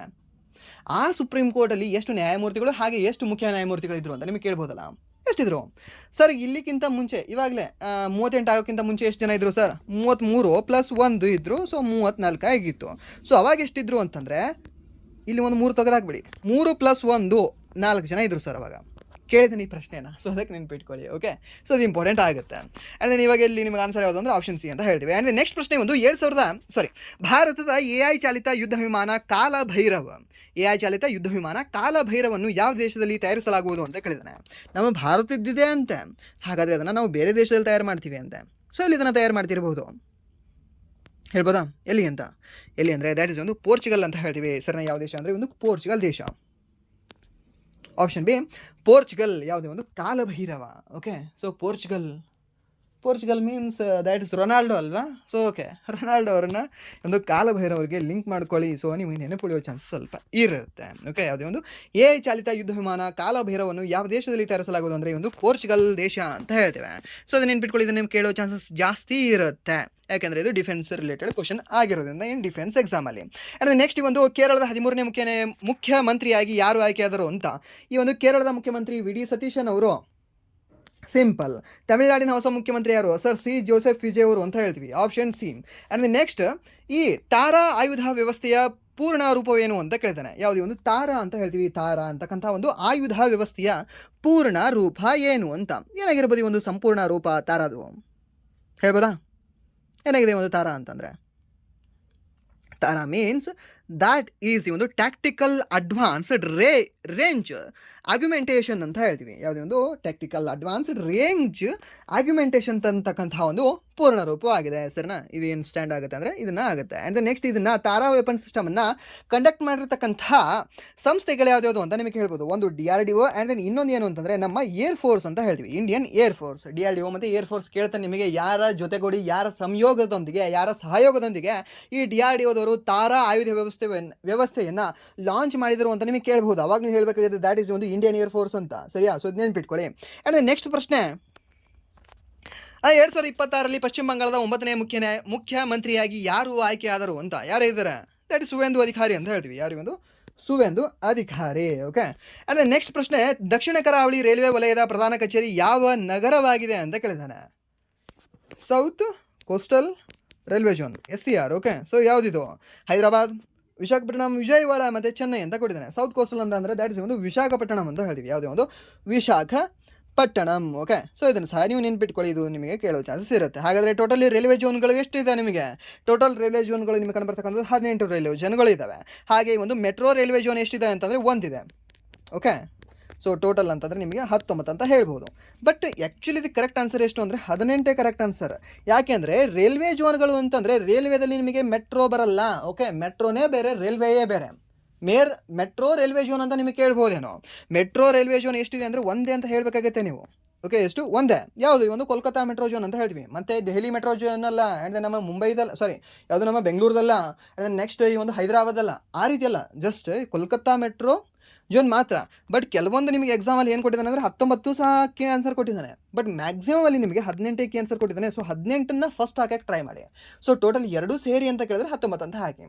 ಸ್ವಲ್ಪ ಆನ್ಸರ್ ನಿಮ್ಗೆ ಗೊತ್ತಿರುತ್ತೆ, ಬಟ್ ತಪ್ಪು ಮಾಡ್ತೀರಾ. ಸೊ ಅದನ್ನು ಮಾಡೋಕೆ ಹೋಗ್ಬಿಡಿ, ಕ್ವಶನ್ನ ಕರೆಕ್ಟಾಗಿ ಓದ್ಕೊಳ್ಳಿ ಇದನ್ನು. ಆ್ಯಂಡ್ ನೆಕ್ಸ್ಟ್ ಪ್ರಶ್ನೆ, ಪುಲಿಟಿಜರ್ ಪ್ರಶಸ್ತಿಯನ್ನು ಯಾವ ಕ್ಷೇತ್ರಗಳಲ್ಲಿ ಉತ್ಕೃಷ್ಟತೆಗಾಗಿ ನೀಡಲಾಗ್ತದೆ ಅಂತ ಕೇಳಿದ್ದಾನೆ. ಯಾವ ಕ್ಷೇತ್ರದಲ್ಲಿ ಇರಬಹುದು ಇದು? ಯಾವುದು ಅಂದರೆ ದ್ಯಾಟ್ ಇಸ್ ಒಂದು ಜರ್ನಲಿಸಮ್ ಅಂತ ಹೇಳ್ತೀವಿ. ಯಾವುದೇ ಒಂದು ಜರ್ನಲಿಸಮ್ ಮತ್ತು ಕಲೆಗಳು ಅಂತ ಹೇಳ್ತೀವಿ, ಪತ್ರಿಕೋದ್ಯಮ ಮತ್ತು ಕಲೆಗಳು ಅಂತ ಹೇಳ್ತೀವಿ. ಸೊ ಇದನ್ನು ನೀಡ್ತಾರೆ. ಹಾಗಾದರೆ 2026 ನಮ್ಮ ಯಾವ ಇಬ್ಬರು ನಮ್ಮ ಭಾರತೀಯ ಜರ್ನಲಿಸ್ಟ್ಗೆ ಈ ಒಂದು ಪ್ರಶಸ್ತಿ ನೀಡಿ ಗೌರವಿಸಲಾಗಿದೆ ಅಂತ ಯಾರಿರ್ಬೋದು? ಒಂದು ನಮ್ಮ ಆನಂದ್ ಆರ್ಕೆ ಅವರು, ಯಾರಂತ ಹೇಳ್ತೀವಿ, ಆನಂದ್ ಆರ್ಕೆ ಅಂತ ಹೇಳ್ತೀವಿ. ಆ್ಯಂಡ್ ಇನ್ನೊಂದು ಯಾರು ಅಂದರೆ ಸುಪರ್ಣ ಶರ್ಮಾ ಅಂತ ಹೇಳ್ತೀವಿ. ಯಾರು? ಸುಪರ್ಣ ಶರ್ಮಾ ಅವರು. ಆನಂದ್ ಆರ್ಕೆ, ಸುಪರ್ಣ ಶರ್ಮಾ. ಸೊ ಇಬ್ಬರಿಗೆ ಈ ಒಂದು ಪ್ರಶಸ್ತಿ ನೀಡಿ ಗೌರವಿಸಲಾಗಿದೆ, ಸರಿನಾ? ಸೊ ಇದರ ಒಂದು ಕ್ಯಾಶ್ ಪ್ರೈಸ್ ಎಷ್ಟಿದೆ ಅಂದರೆ $15,000 ಆಗಿದೆ. ಪೌಂಡ್ಸ್ ಅಲ್ಲ, ಯುರೋ ಅಲ್ಲ, ಡಾಲರ್ ಆಗಿದೆ. ಓಕೆ, ಇದು ಸಹ ನಿಮ್ಗೆ ಗೊತ್ತಿರಲಿ. ಆ್ಯಂಡ್ ನೆಕ್ಸ್ಟ್ ಪ್ರಶ್ನೆ, ಡ್ರೋನ್ಗಳಿಗೆ ಭಾರತದ ಮೊದಲ ಜರ್ಮೇನಿಯಂ ಮುಕ್ತ ಥರ್ಮಲ್ ಇಮೇಜಿಂಗ್ ಪೇಲೋಡನ್ನು ಯಾರು ಅಭಿವೃದ್ಧಿಪಡಿಸಿದ್ದಾರೆ ಅಂತ ಕೇಳಿದ್ದಾನೆ.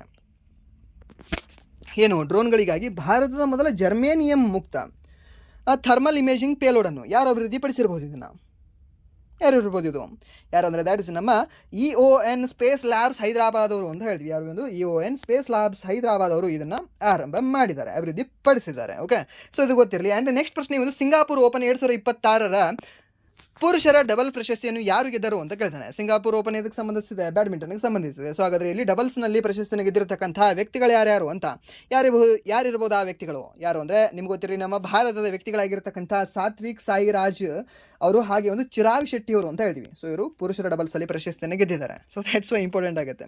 ನಮ್ಮ ಭಾರತೀಯರು ಎಲ್ಲೇ ಬರಲಿ ಇಂಪಾರ್ಟೆಂಟ್ ಆಗುತ್ತೆ ಇನ್ ಸ್ಪೋರ್ಟ್ಸಲ್ಲಿ. Okay, so Singapore open, Singapore ಈ ಒಂದು ಹೆನ್ಲಿ ಪಾಸ್ಪೋರ್ಟ್ ಇಂಡೆಕ್ಸಲ್ಲಿ ಎಷ್ಟನೇ ರ್ಯಾಂಕಲ್ಲಿತ್ತು? 1ನೇ ರ್ಯಾಂಕಲ್ಲಿತ್ತು ಅಲ್ವಾ? ಎರಡನೇದು ಯಾವುದಿತ್ತು? ಜಪಾನ್ ಇತ್ತು. ಮೂರನೇದು ಯಾವುದಿತ್ತು? ಸೌತ್ ಕೊರಿಯಾ ಇತ್ತು ಅಲ್ವಾ? ಸೊ ನೆನ್ಪಿಟ್ಕೊಳ್ಳಿ. ಆ್ಯಂಡ್ ನೆಕ್ಸ್ಟ್ ಪ್ರಶ್ನೆ, ಒಂದು NCRB ಕ್ರೈಮ್ ಇನ್ ಇಂಡಿಯಾ 2024 ವರದಿಯ ಪ್ರಕಾರ ಯಾವ ರಾಜ್ಯವು ಅತ್ಯಂತ ಕಡಿಮೆ ಒಟ್ಟಾರೆ ಅಪರಾಧ ದರವನ್ನು ದಾಖಲಿಸಿದೆ ಅಂತ? The lowest over all crime rate according to the NCRB ಅಂತ ಹೇಳ್ತೀವಿ. ಸರಿ, ಯಾವುದೇ ಒಂದು NCRB ಕ್ರೈಮ್ ರಿಪೋರ್ಟ್ ಪ್ರಕಾರ. ಸೊ ಈ ಒಂದು NCRB ಯಾರ ಒಂದು ಕೆಳಗಡೆ ಕೆಲಸ ಮಾಡುತ್ತೆ? ಮಿನಿಸ್ಟ್ರಿ ಆಫ್ ಹೋಮ್ ಅಫೇರ್ಸ್ ಅಂತ ಹೇಳ್ತೇವೆ. ಸೊ ಹಾಗಾದರೆ ಯಾವ ರಾಜ್ಯದಲ್ಲಿ ಅತಿ ಕಡಿಮೆ ಇದೆ ಕ್ರೈಮ್? ಸಿಕ್ಕಿಂ, ಗೋವಾ, ಮಿಜೋರಾಂ, ನಾಗಾಲ್ಯಾಂಡ್ ಅಂತ ಕೊಟ್ಟಿದ್ದಾನೆ. ಓಕೆ, ನಾರ್ತ್ ಈಸ್ಟ್ ಸ್ಟೇಟ್ಗಳಿದ್ದಾವೆ. ಯಾವುದಾಗುತ್ತೆ ಹೇಳಿದ್ರೆ ಯಾವುದು ಅಂದರೆ ದ್ಯಾಟ್ ಇಸ್ ಒಂದು ನಾಗಾಲ್ಯಾಂಡ್ ಅಂತ ಹೇಳ್ತೀವಿ. ಯಾವುದೇ ಒಂದು ನಾಗಾಲ್ಯಾಂಡಲ್ಲಿ ಅತಿ ಕಡಿಮೆ ಕ್ರೈಮ್ ರೇಟ್ಗಳು ಕಂಡು ಬಂದಿದ್ದಾವೆ ನೋಡಿ, ಇಲ್ಲಿ ಒಂದು ನಾಗಾಲ್ಯಾಂಡಲ್ಲಿ. ಓಕೆ, ಸೊ ನಿಮ್ಗೆ ಗೊತ್ತಿರಲಿ, ಇದು ನಿಮಗೆ ಕೇಳೋ ಚಾನ್ಸಸ್ ಇರುತ್ತೆ. And next, highest crime rate ಎಲ್ಲಿರ್ಬೋದು? ಹೈಯೆಸ್ಟ್ ಯಾವುದು? ಓಕೆ, ನಾಗಾಲ್ಯಾಂಡ್. ಓಕೆ, ಸೊ ಒಂದು N, ಇನ್ನೊಂದೇನು O, ಕ್ರೈಮ್ಗಳಿಗೆ ಏನು ಹೇಳಿ? ನೋ ಅಂತ ಹೇಳಿ. ಸೊ ಕಡಿಮೆ ನಾಗಾಲ್ಯಾಂಡ್, ಹೈಯೆಸ್ಟ್ ಒಡಿಶಾ ಅಂತ ಹೇಳ್ತೀವಿ. ಯಾವುದೇ ಒಂದು ಒಡಿಶಾ ರಾಜ್ಯ. ಓಕೆ, ಸೊ ಇದು ನೆನ್ಪಿಟ್ಕೊಳ್ಳಿ. ಆ್ಯಂಡ್ ನೆಕ್ಸ್ಟ್ ಪ್ರಶ್ನೆ, ಇತ್ತೀಚಿನ NCRB ದತ್ತಾಂಶದ ಪ್ರಕಾರ ಯಾವ ಪ್ರಮುಖ ಭಾರತೀಯ ನಗರವು ಅತ್ಯಧಿಕ ಆತ್ಮಹತ್ಯಾ ಪ್ರಮಾಣವನ್ನು ದಾಖಲಿಸಿವೆ ಅಂತ? Okay, the highest suicide rate ಯಾವ ರಾಜ್ಯದಲ್ಲಿ ಅಥವಾ ಯಾವೊಂದು ನಗರದಲ್ಲಿ ರೆಕಾರ್ಡ್ ಆಗಿವೆ ಅಂತ? ಶಾಕ್ ಆಗ್ತೀರಾ ನೀವು. ಯಾವುದು? ಮುಂಬೈ, ಚೆನ್ನೈ, ಹೈದರಾಬಾದ್ ಮತ್ತು ಬೆಂಗಳೂರು. ಹೇಳ್ಬೋದಾ ಯಾವುದಾಗುತ್ತೆ ಅಂತ? ದ್ಯಾಟ್ ಈಸ್ ನಮ್ಮ ಬೆಂಗಳೂರು. ಓಕೆ, ನಮ್ಮ ಬೆಂಗಳೂರು ಏನಿದೆ ಅಲ್ವಾ, ಅತಿ ಹೆಚ್ಚು ಆತ್ಮಹತ್ಯಾ ಪ್ರಮಾಣವನ್ನು ದಾಖಲಿಸಿರ್ತಕ್ಕಂಥ ಒಂದು ನಗರವಾಗಿದೆ ಇಡೀ ನಮ್ಮ ಭಾರತ ದೇಶದಲ್ಲಿ. ಓಕೆ, ಸೊ ಅದನ್ನ ನೆನ್ಪಿಟ್ಕೊಳ್ಳಿ, ಇದು ಇಂಪಾರ್ಟೆಂಟ್ ಆಗುತ್ತೆ.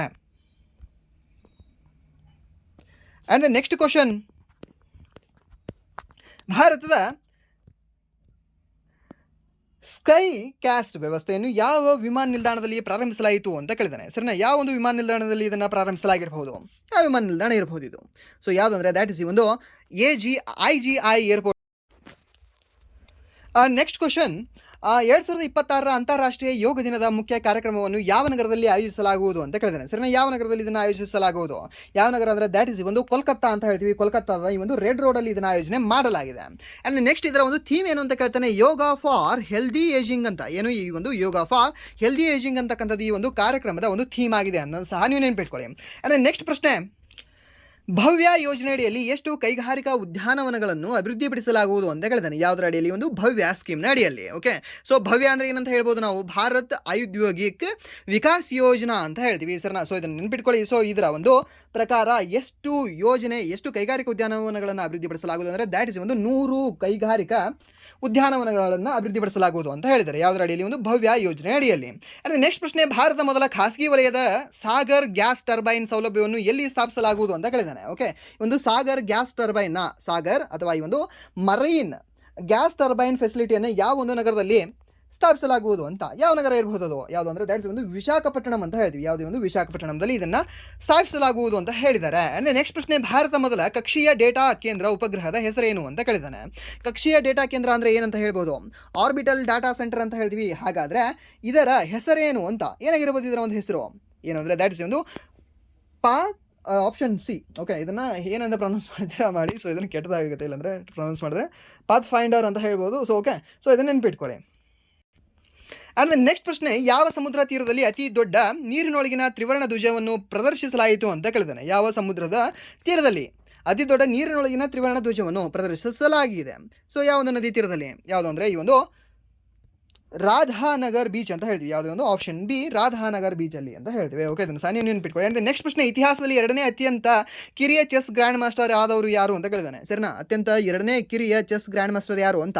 ಯಾರು ಅಂದರೆ ನಿಮ್ಗೆ ಗೊತ್ತಿರಲಿ, ದ್ಯಾಟ್ ಈಸ್ ಅರ್ಜೆಂಟೀನಾದ ವ್ಯಕ್ತಿ ಆಗಿರತಕ್ಕಂಥ ಈ ಫಾಸ್ಟೇನೋ ಓರೋರು. ಹಾಗಾದರೆ ಅತಿ ಕಡಿಮೆ ಯಾರು ಅಂತಂದರೆ ದ್ಯಾಟ್ ಇಸ್ ಒಂದು ಅಭಿಮನ್ಯು ಮಿಶ್ರಾ ಅವರು ಅಂತ ಹೇಳ್ತೀವಿ. ಯಾರು? ಅಭಿಮನ್ಯು ಮಿಶ್ರಾ ಅವರು ಅತಿ ಕಿರಿಯ ವಯಸ್ಸಿನ, ಅತಿ ಕಡಿಮೆ ವಯಸ್ಸಿನ ಗ್ರ್ಯಾಂಡ್ ಮಾಸ್ಟರ್ ವ್ಯಕ್ತಿಯವರು. ಅತಿ ಕಡಿಮೆ. ಸೆಕೆಂಡ್ ಕಡಿಮೆ ಯಾರು ಅಂತಂದರೆ ದ್ಯಾಟ್ ಇಸ್ ಒಂದು ಫಾಸ್ಟಿನೋ ಓರೋರು ಅಂತ ಹೇಳ್ತೀವಿ. ಸರಿನಾ, ಸೊ ಇದನ್ನ ನೆನ್ಪಿಟ್ಕೊಳ್ಳಿ. ಈ ಅಭಿಮನ್ಯವರು ಯಾವ ದೇಶದವರು ಅಂದರೆ ಇಂಡಿಯಾ ದೇಶದವರ? ಅಲ್ಲ, ಇವರು ಅಮೆರಿಕಾ ದೇಶದವರು. ಓಕೆ, ಅಂದರೆ ನೆಕ್ಸ್ಟ್ ಪ್ರಶ್ನೆ, ಒಂದು ಅನ್ನಪೂರ್ಣ ಭಂಡಾರಿ ಯೋಜನೆಯನ್ನು ಯಾವ ರಾಜ್ಯದಲ್ಲಿ ಪ್ರಾರಂಭಿಸಿತು ಅಂತ ಕೇಳಿದಾನೆ. ಅನ್ನಪೂರ್ಣ ಭಂಡಾರಿ ಯೋಜನೆಯನ್ನು ಯಾವ ರಾಜ್ಯದಲ್ಲಿ ಪ್ರಾರಂಭಿಸಲಾಗಿದೆ? ಯಾವ ರಾಜ್ಯ ಅಂದರೆ ದ್ಯಾಟ್ ಇಸ್ ಒಂದು ವೆಸ್ಟ್ ಬೆಂಗಾಲ್ ಅಂತ ಹೇಳ್ತೀವಿ. ಯಾವುದೇ ಒಂದು ವೆಸ್ಟ್ ಬೆಂಗಾಲಲ್ಲಿ. ಆ್ಯಂಡ್ ನೆಕ್ಸ್ಟ್ ಒಂದು one case one data digital ಉಪಕ್ರಮವನ್ನು ಯಾವ ಸಂಸ್ಥೆಯು ಪ್ರಾರಂಭಿಸಿತು ಅಂತ ಕೇಳಿದಾನೆ. ಯಾವ ಒಂದು ಸಂಸ್ಥೆ ಇದನ್ನು ಪ್ರಾರಂಭಿಸಿದೆ? ಯಾವುದು ಸಂಸ್ಥೆ ಅಂದರೆ ದ್ಯಾಟ್ ಇಸ್ ಒಂದು ಸುಪ್ರೀಂ ಕೋರ್ಟ್ ಅಂತ ಹೇಳ್ತೀವಿ. ಯಾವುದೇ ಒಂದು ಸರ್ವೋಚ್ಚ ನ್ಯಾಯಾಲಯ ಅಂತ ಹೇಳ್ತೇವೆ. ಅಂದರೆ ನೆಕ್ಸ್ಟ್ ಪ್ರಶ್ನೆ, 2026ರಲ್ಲಿ ಮೊದಲ IBCA ಶೃಂಗಸಭೆಯನ್ನು ಯಾವ ದೇಶವು ಆಯೋಜಿಸಲಿದೆ ಅಂತ ಕೇಳಿದಾನೆ. ಇಂಟರ್ನ್ಯಾಷನಲ್ ಬಿಗ್ ಕ್ಯಾಟ್ ಅಲಯನ್ಸ್ ಅಂತ ಹೇಳ್ತೀವಿ. ಸೊ ಇದರ ಒಂದು ಮೊದಲ ಶೃಂಗಸಭೆಯನ್ನು ಯಾವ ದೇಶವು ಆಯೋಜಿಸಲಿದೆ ಅಂತ. ಯಾವ ದೇಶ ಇರಬಹುದು? ಯಾವ ದೇಶ ಅಂದರೆ ದ್ಯಾಟ್ ಇಸ್ ನಮ್ಮ ಭಾರತ ಅಂತ ಹೇಳ್ತೀವಿ. ಇದನ್ನು ಯಾವುದೇ ಒಂದು ಭಾರತ ದ ಫೌಂಡಿಂಗ್ ಮೆಂಬರ್ ಅಂತ ಹೇಳ್ತೀವಿ. ಸೊ ಇದನ್ನು ಪ್ರಾರಂಭ ಮಾಡಿದೆ. ಅಂದರೆ ನೆಕ್ಸ್ಟ್ ಇದರ ಒಂದು ಥೀಮ್ ಏನು ಅಂತ ಕೇಳಬಹುದು ನಿಮಗೆ? Save big cat, save humanity, save ecosystem ಅಂತಕ್ಕಂಥದ್ದು ಆಗಿದೆ. ಓಕೆ, ಸೊ ಇದು ಸಹ ನಿಮ್ಗೆ ಗೊತ್ತಿರಲಿ. ಆ್ಯಂಡ್ ನೆಕ್ಸ್ಟ್ ನಿಮಗೆ ಟೋಟಲಿ ಎಷ್ಟು ಬಿಗ್ ಕ್ಯಾಟ್ಗಳು ಕಂಡು ಬರ್ತವೆ ಅಂತ ಕೇಳ್ತಾನೆ. 7 ಬಿಗ್ ಕ್ಯಾಟ್ಗಳು ಕಂಡು ಬರ್ತವೆ. 7 ಯಾರು? ಮಹೇಂದ್ರ ಸಿಂಗ್ ಧೋನಿ. ಸೊ ನೆನ್ಪಿಟ್ಕೊಳ್ಳಿ, ಈಸಿಯಾಗಿ ನೆನ್ಪಿಡ್ತದೆ. ಯಾವುದ್ಯಾವುದು ಆ ಒಂದು ಬಿಗ್ ಕ್ಯಾಟ್ಸ್ ಅಂದರೆ ದ್ಯಾಟ್ ಇಸ್ ಒಂದು first tiger, second lion, third leopard, fourth one snow leopard, fifth one cheetah, sixth one jaguar and then seventh one puma. Okay, ಯಾವುದಂತ ಹೇಳ್ತೀವಿ? ಪೂಮಾ ಅಂತ ಹೇಳ್ತೀವಿ. ಓಕೆ, ಸೊ ಇದು ನೆನ್ಪಿಟ್ಕೊಳ್ಳಿ. ಆ್ಯಂಡ್ ನೆಕ್ಸ್ಟ್ ಒಂದು 2026ರಲ್ಲಿ IBCA 26ನೇ ಸದಸ್ಯ ರಾಷ್ಟ್ರವಾದದ್ದು ಯಾವುದು ಅಂತ ಕೇಳ್ತಾನೆ. ದ್ಯಾಟ್ ಇಸ್ ಒಂದು ಸೌದಿ ಅರೇಬಿಯಾ ಅಂತ ಹೇಳ್ತೀವಿ. ಯಾವುದೇ ಒಂದು 26ನೇ ಸದಸ್ಯ ರಾಷ್ಟ್ರವಾಗಿರ್ತಕ್ಕಂಥದ್ದು ಯಾವುದು ಅಂದರೆ ಒಂದು IBCAದಲ್ಲಿ ಯಾರು ಅಂದರೆ ದ್ಯಾಟ್ ಈಸ್ ಒಂದು ಸೌದಿ ಅರೇಬಿಯಾ ಅವರು. ಅಂದರೆ ನೆಕ್ಸ್ಟ್ ಒಂದು ಜನ್ನಿ ಡಿಜಿಟಲ್ ವೇದಿಕೆಯನ್ನು ಯಾವ ಸಚಿವಾಲಯವು ಪ್ರಾರಂಭಿಸಿತು ಅಂತ ಕೇಳಿದಾನೆ. ಜನ್ನಿ ಡಿಜಿಟಲ್ ಪ್ಲಾಟ್ಫಾರ್ಮನ್ನು ಲಾಂಚ್ ಮಾಡಿರ್ತಕ್ಕಂಥ ಒಂದು ಮಿನಿಸ್ಟ್ರಿ ಯಾವುದು ಅಂದರೆ ದ್ಯಾಟ್ ಇಸ್ ಒಂದು ಮಿನಿಸ್ಟ್ರಿ ಆಫ್ ಹೆಲ್ತ್ ಅಂತ ಹೇಳ್ತೀವಿ. ಆರೋಗ್ಯ ಸಚಿವಾಲಯ ಅಂತ ಹೇಳ್ತೀವಿ. ಆಪ್ಷನ್ ಡಿ ಇದಕ್ಕೆ ಸರಿಯಾದ ಉತ್ತರ ಆಗುತ್ತೆ. ಅಂದರೆ ನೆಕ್ಸ್ಟ್ ಪ್ರಶ್ನೆ, 47ನೇ ಪ್ರಶ್ನೆ, ಭಾರತ ಮೊದಲ MLFF ತಡೆರಹಿತ ಸುಂಕ ವ್ಯವಸ್ಥೆಯನ್ನು ಯಾವ ರಾಜ್ಯದಲ್ಲಿ ಜಾರಿಗೊಳಿಸಲಾಗಿದೆ ಅಂತ ಕೇಳಿದಾನೆ. ಯಾವುದೇ ಒಂದು MLFF ತಡೆರಹಿತ ಸುಂಕ ವ್ಯವಸ್ಥೆಯನ್ನು ಜಾರಿಗೊಳಿಸಿರ್ತಕ್ಕಂಥ ಒಂದು ರಾಜ್ಯ ಯಾವುದು ಅಂತ. ಯಾವ ರಾಜ್ಯ ಇರ್ಬೋದು ಇದು? ಯಾವುದಂದರೆ ದ್ಯಾಟ್ ಇಸ್ ಒಂದು ನಮ್ಮ ಗುಜರಾತ್ ಅಂತ ಹೇಳ್ತೀವಿ. ಯಾವುದೇ ಒಂದು ಗುಜರಾತ್ ರಾಜ್ಯ ಇದನ್ನು ಆಗಿದೆ. ಆ್ಯಂಡ್ ನೆಕ್ಸ್ಟ್ ಪ್ರಶ್ನೆ, ಭಾರತದಲ್ಲಿ ರಾಷ್ಟ್ರೀಯ ಡೆಂಗ್ಯೂ ದಿನವನ್ನು ಯಾವಾಗ ಆಚರಿಸಲಾಗ್ತದೆ ಅಂತ ಕೇಳ್ತಾನೆ. ಡೆಂಗ್ಯೂ ದಿನ ಸಹ ಆಚರಣೆ ಮಾಡಲಾಗ್ತದೆ. ಹೌದು, ಆಚರಣೆ ಮಾಡಲಾಗ್ತದಲ್ಲ. ಯಾವಾಗ ಇದನ್ನು ಆಚರಣೆ ಮಾಡ್ತಾರೆ ಅಂದರೆ ದ್ಯಾಟ್ ಇಸ್ ಒಂದು 15 ಮೇ ಅಂತ ಹೇಳ್ತೀವಿ. ಈ ಒಂದು 16 ಮೇ ಅಂತ ಹೇಳ್ತೀವಿ. ಯಾವುದೇ ಒಂದು 16 ಮೇಗೆ ಪ್ರತಿ ವರ್ಷ ಡೆಂಗ್ಯೂ ದಿನ ಅಂತ ಆಚರಣೆ ಮಾಡಲಾಗ್ತದೆ. ನೆನಪಿಟ್ಕೊಳ್ಳಿ, ಡೆಂಗ್ಯೂ ಇದರಿಂದ ಕಾಸ್ ಆಗುತ್ತೆ. ಅಡೀಸ್ ಈಜಿಪ್ಟ್ ಅಂತ ಹೇಳ್ತೀವಿ. ಇಡೀಸ್ ಈಜಿಪ್ಟ್ ಅಂತಕ್ಕಂಥ ಒಂದು ಮಾಸ್ಕಿಟೋಯಿಂದ ಇದು ಬರುತ್ತೆ. ಓಕೆ, ಇದು ಒಂದು ವೈರಲ್ ಡಿಸೀಸ್ ಆಗಿದೆ. ಇದೊಂದು ಬ್ಯಾಕ್ಟೀರಿಯಿಂದ ಬರ್ತಕ್ಕಂಥ ರೋಗ ಅಲ್ಲ, ಇದು ವೈರಲಿಂದ ಬರ್ತಕ್ಕಂಥ ಒಂದು ರೋಗವಾಗಿದೆ ಅಂತ ಹೇಳ್ಬೋದು. ಆ್ಯಂಡ್ ನೆಕ್ಸ್ಟ್ ರಾಷ್ಟ್ರೀಯ ತಂತ್ರಜ್ಞಾನ ದಿನವನ್ನು ಯಾವಾಗ ಆಚರಿಸಲಾಗಿದೆ ಅಂತ ಕೇಳಿದ್ದಾನೆ. ರಾಷ್ಟ್ರೀಯ ತಂತ್ರಜ್ಞಾನ ದಿನ ಯಾವಾಗ ಆಚರಣೆ ಮಾಡ್ತೀವಿ? ಪ್ರತಿ ವರ್ಷ. ಸೊ ಇದನ್ನು ಆಚರಣೆ ಮಾಡ್ತಕ್ಕಂಥದ್ದು 11 ಮೇಗೆ ಆಚರಣೆ ಮಾಡ್ತೀವಿ ಪ್ರತಿ ವರ್ಷ. ಓಕೆ, ಇದನ್ನು ನೆನ್ಪಿಟ್ಕೊಳ್ಳಿ. ಆ್ಯಂಡ್ ಇದನ್ನು ಡಿಕ್ಲೇರ್ ಮಾಡಿರ್ತಕ್ಕಂಥ ವ್ಯಕ್ತಿ ಯಾರು ಅಂದರೆ ದ್ಯಾಟ್ಸ್ ಅಟಲ್ ಬಿಹಾರಿ ವಾಜಪೇಯಿ ಅವರು ಅಂತ ಹೇಳ್ತೀವಿ. The one of the greatest PM of our India ಅಂತ ಹೇಳ್ತೀವಿ. Okay, our nation. ಸೊ ಅದನ್ನು ಸಹ ನೀವು ನೆನ್ಪಿಟ್ಕೊಳ್ಳಿ. ಆ್ಯಂಡ್ ನೆಕ್ಸ್ಟ್ ಇನ್ನೂ ನಿಮಗೆ ಕೇಳಬಹುದಿದ್ರೆ ಒಂದು ಥೀಮ್ ಏನು ಅಂತ, ನ್ಯಾಷನಲ್ ಟೆಕ್ನಾಲಜಿ ಡೇ ಇದು responsible innovation for inclusive growth ಅಂತ ಹೇಳ್ತೀವಿ. ಏನು responsible innovation for inclusive growth ಅಂತಕ್ಕಂಥದ್ದು ಇದರ ಒಂದು ಥೀಮ್ ಆಗಿದೆ. ಓಕೆ, ಆ್ಯಂಡ್ ನೆಕ್ಸ್ಟ್ ಒಂದು ಮೇ 2026 FAO ಮಣ್ಣಿನ ರೈತ ನಾಯಕ, ಏನು ಮಣ್ಣಿನ ರೈತ ನಾಯಕ ಎಂದು ಯಾರನ್ನು ಗೌರವಿಸಲಾಯಿತು ಅಂತ ಕೇಳಿದ್ದಾನೆ. ಸೊ ಈ ಒಂದು ಆಪ್ಷನ್ ಏನು ಕೊಟ್ಟಿದ್ದಾನೆ? ಒಲ್ಲುವನ್ ಅಂತ ಕೊಟ್ಟಿದ್ದಾನೆ, MS ಸ್ವಾಮಿನಾಥನ್, ನಮಾಳ್ವಾರ್ ಅವರು, ಆ್ಯಂಡ್ ದೆನ್ ಸುಭಾಷ್ ಪಾಲೇಕರ್ ಅವರು ಅಂತ ಕೊಟ್ಟಿದ್ದಾನೆ. ಸೊ ಇದಕ್ಕೆ ಸರಿ ಉತ್ತರ ಯಾವುದಾಗುತ್ತೆ? ಯಾರು ಅಂದರೆ ದ್ಯಾಟ್ಸ್ ಒಂದು ಒಲ್ಲುವನ್ ಅವರು ಅಂತ ಹೇಳ್ತೀವಿ. ಸೊ ಇವರು ಯಾವ ರಾಜ್ಯದವರು? ಹೆಸರು ಕೇಳಿಬಿಟ್ಟಿದ್ರೆ ಹೇಳ್ಬೋದು ನಾವು, ತಮಿಳುನಾಡು ರಾಜ್ಯದವರು ಅಂತ. ಓಕೆ, ಅಂದರೆ ನೆಕ್ಸ್ಟ್ ಪ್ರಶ್ನೆ ಹಾಗೆ ಒಂದು ಕ್ಲಾಸಿನ ಹೋಮ್ವರ್ಕ್ ಪ್ರಶ್ನೆ. 2026 ಭಾರತೀಯ ಓಪನ್ ಅಂತಾರಾಷ್ಟ್ರೀಯ ಪ್ಯಾರಾ ಅಥ್ಲೆಟಿಕ್ಸ್ ಚಾಂಪಿಯನ್ಶಿಪ್ನಲ್ಲಿ F64 ವಿಭಾಗದ ಪುರುಷರ ಜಾವ್ಲಿನ್ ಥ್ರೋನಲ್ಲಿ ವಿಶ್ವ ದಾಖಲೆಯನ್ನು ಮುರಿದವರು ಯಾರು ಅಂತ ಕೇಳಿದ್ದಾನೆ. ಯಾರು ಇದನ್ನು ದಾಖಲೆಯನ್ನು ಮುರಿದಿದ್ದಾರೆ ಅಂತ? ಆಪ್ಷನ್ ಎ ನೀರಜ್ ಚೋಪ್ರಾ ಅವರು, ಆಪ್ಷನ್ ಬಿ ಸುಮಿತ್ ಅಂತಿಲ್ ಅವರು, ಆಪ್ಷನ್ ಸಿ ಸಚಿನ್ ಯಾದವ್ ಅವರು, ಆಪ್ಷನ್ ಡಿ ಏನಿದೆ ಅಂದರೆ ನವದೀಪ್ ಸಿಂಗ್ ಅವರು ಅಂತ ಇದ್ದಾರೆ. ಸೊ ಇದನ್ನು ಹೋಮ್ವರ್ಕ್ ಪ್ರಶ್ನೆ ಆಗಿ ತಗೊಳ್ಳಿ. ಆ್ಯಂಡ್ ದೆನ್ ಈ ಒಂದು ಹೋಮ್ವರ್ಕ್ ಪ್ರಶ್ನೆಗೆ ನೀವು ಕಾಮೆಂಟ್ ಮಾಡಿ ಉತ್ತರವನ್ನು ತಿಳಿಸಿ ಅಂತ ಹೇಳ್ತಾ, ಹಾಗೆ ಒಂದು ಕ್ಲಾಸ್ ಹೇಗಿತ್ತು ಆ್ಯಂಡ್ ದೆನ್ ಕ್ವಶನ್ಗಳು ಹೇಗಿದ್ದಾವೆ, ಆ್ಯಂಡ್ ದೆನ್ ನೆಕ್ಸ್ಟ್ ಈ ಒಂದು ಕ್ಲಾಸಿಗೆ ಯಾವ್ಯಾವುದನ್ನು ಅಡಾಪ್ಟ್ ನೋಡ್ಕೊಳ್ಬೇಕು ಅಂತ ನಿಮ್ಮ ಒಂದು ಅನಿಸಿಕೆಗಳನ್ನು ಆ್ಯಂಡ್ ದೆನ್ ನೆಕ್ಸ್ಟ್ ನಿಮ್ಮ ಒಂದು ಒಪಿನಿಯನ್ನ ತಿಳಿಸಿ ಅಂತ ಹೇಳ್ತಾ, ಆ್ಯಂಡ್ ದೆನ್ ಇಲ್ಲಿವರೆಗೂ ಕ್ಲಾಸ್ ನೋಡೋದಕ್ಕಾಗಿ ಫಸ್ಟ್ ಆಫ್ ಆಲ್ ಧನ್ಯವಾದಗಳು. ಆ್ಯಂಡ್ ದೆನ್ ಇಲ್ಲಿವರೆಗೂ ಈ ವಿಡಿಯೋ ನೋಡಿ ನಿಮಗೆ ವಿಡಿಯೋ ಏನಾದರೂ ಇಷ್ಟ ಆಗಿದ್ರೆ ಪ್ಲೀಸ್ ವಿಡಿಯೋನ ಲೈಕ್ ಮಾಡಿ, ಸಬ್ಸ್ಕ್ರೈಬ್ ಮಾಡಿ. ಇಫ್ ನಿಮಗೆ ವಿಡಿಯೋ ಇಷ್ಟ ಆಗಲಿಲ್ಲ ಅಂದರೆ ಸೊ ಬಿಸಿ ಡಿಸ್ಲೈಕ್ ಮಾಡಿ ಅಂತ ಹೇಳ್ತಾ, ಹಾಗೆ ನಿಮಗೆ ಇನ್ನೊಂದು ವಿನಂತಿ ಏನು ಅಂತಂದರೆ ಸ್ಟೇಟ್ ಗೌರ್ಮೆಂಟಿನ ಆಸ್ಪಿರೆಂಟ್ಸ್ಗಳಿಗೂ ಸಹ ಈ ಒಂದು ಕ್ಲಾಸ್ನ ಶೇರ್ ಮಾಡಿ, ಯಾಕಂದರೆ ಅವರಿಗೂ ಸಹ ಇದು ಉಪಯೋಗ ಆಗೇ ಆಗುತ್ತೆ ಖಂಡಿತವಾಗ್ಲೂ. ಬಿಕಾಸ್ ಯಾಕಂದರೆ KA ಇವಾಗ ಎಕ್ಸಾಮ್ ನಡೆಸ್ತಾ ಇರೋ ಕಾರಣದಿಂದಾಗಿ. ಓಕೆ, ಸೊ ಇಷ್ಟು ಹೇಳ್ತಾ ಇನ್ನೊಮ್ಮೆ ವಿಡಿಯೋನ ಇಷ್ಟ ಆದರೆ ಲೈಕ್ ಮಾಡಿ, ಸಬ್ಸ್ಕ್ರೈಬ್ ಮಾಡಿ ಅಂತ ಹೇಳ್ತಾ ವಿಡಿಯೋನ ಇಲ್ಲಿಗೆ ಏನು ಮಾಡ್ತಿದ್ದೀನಿ. Once again thank you so much.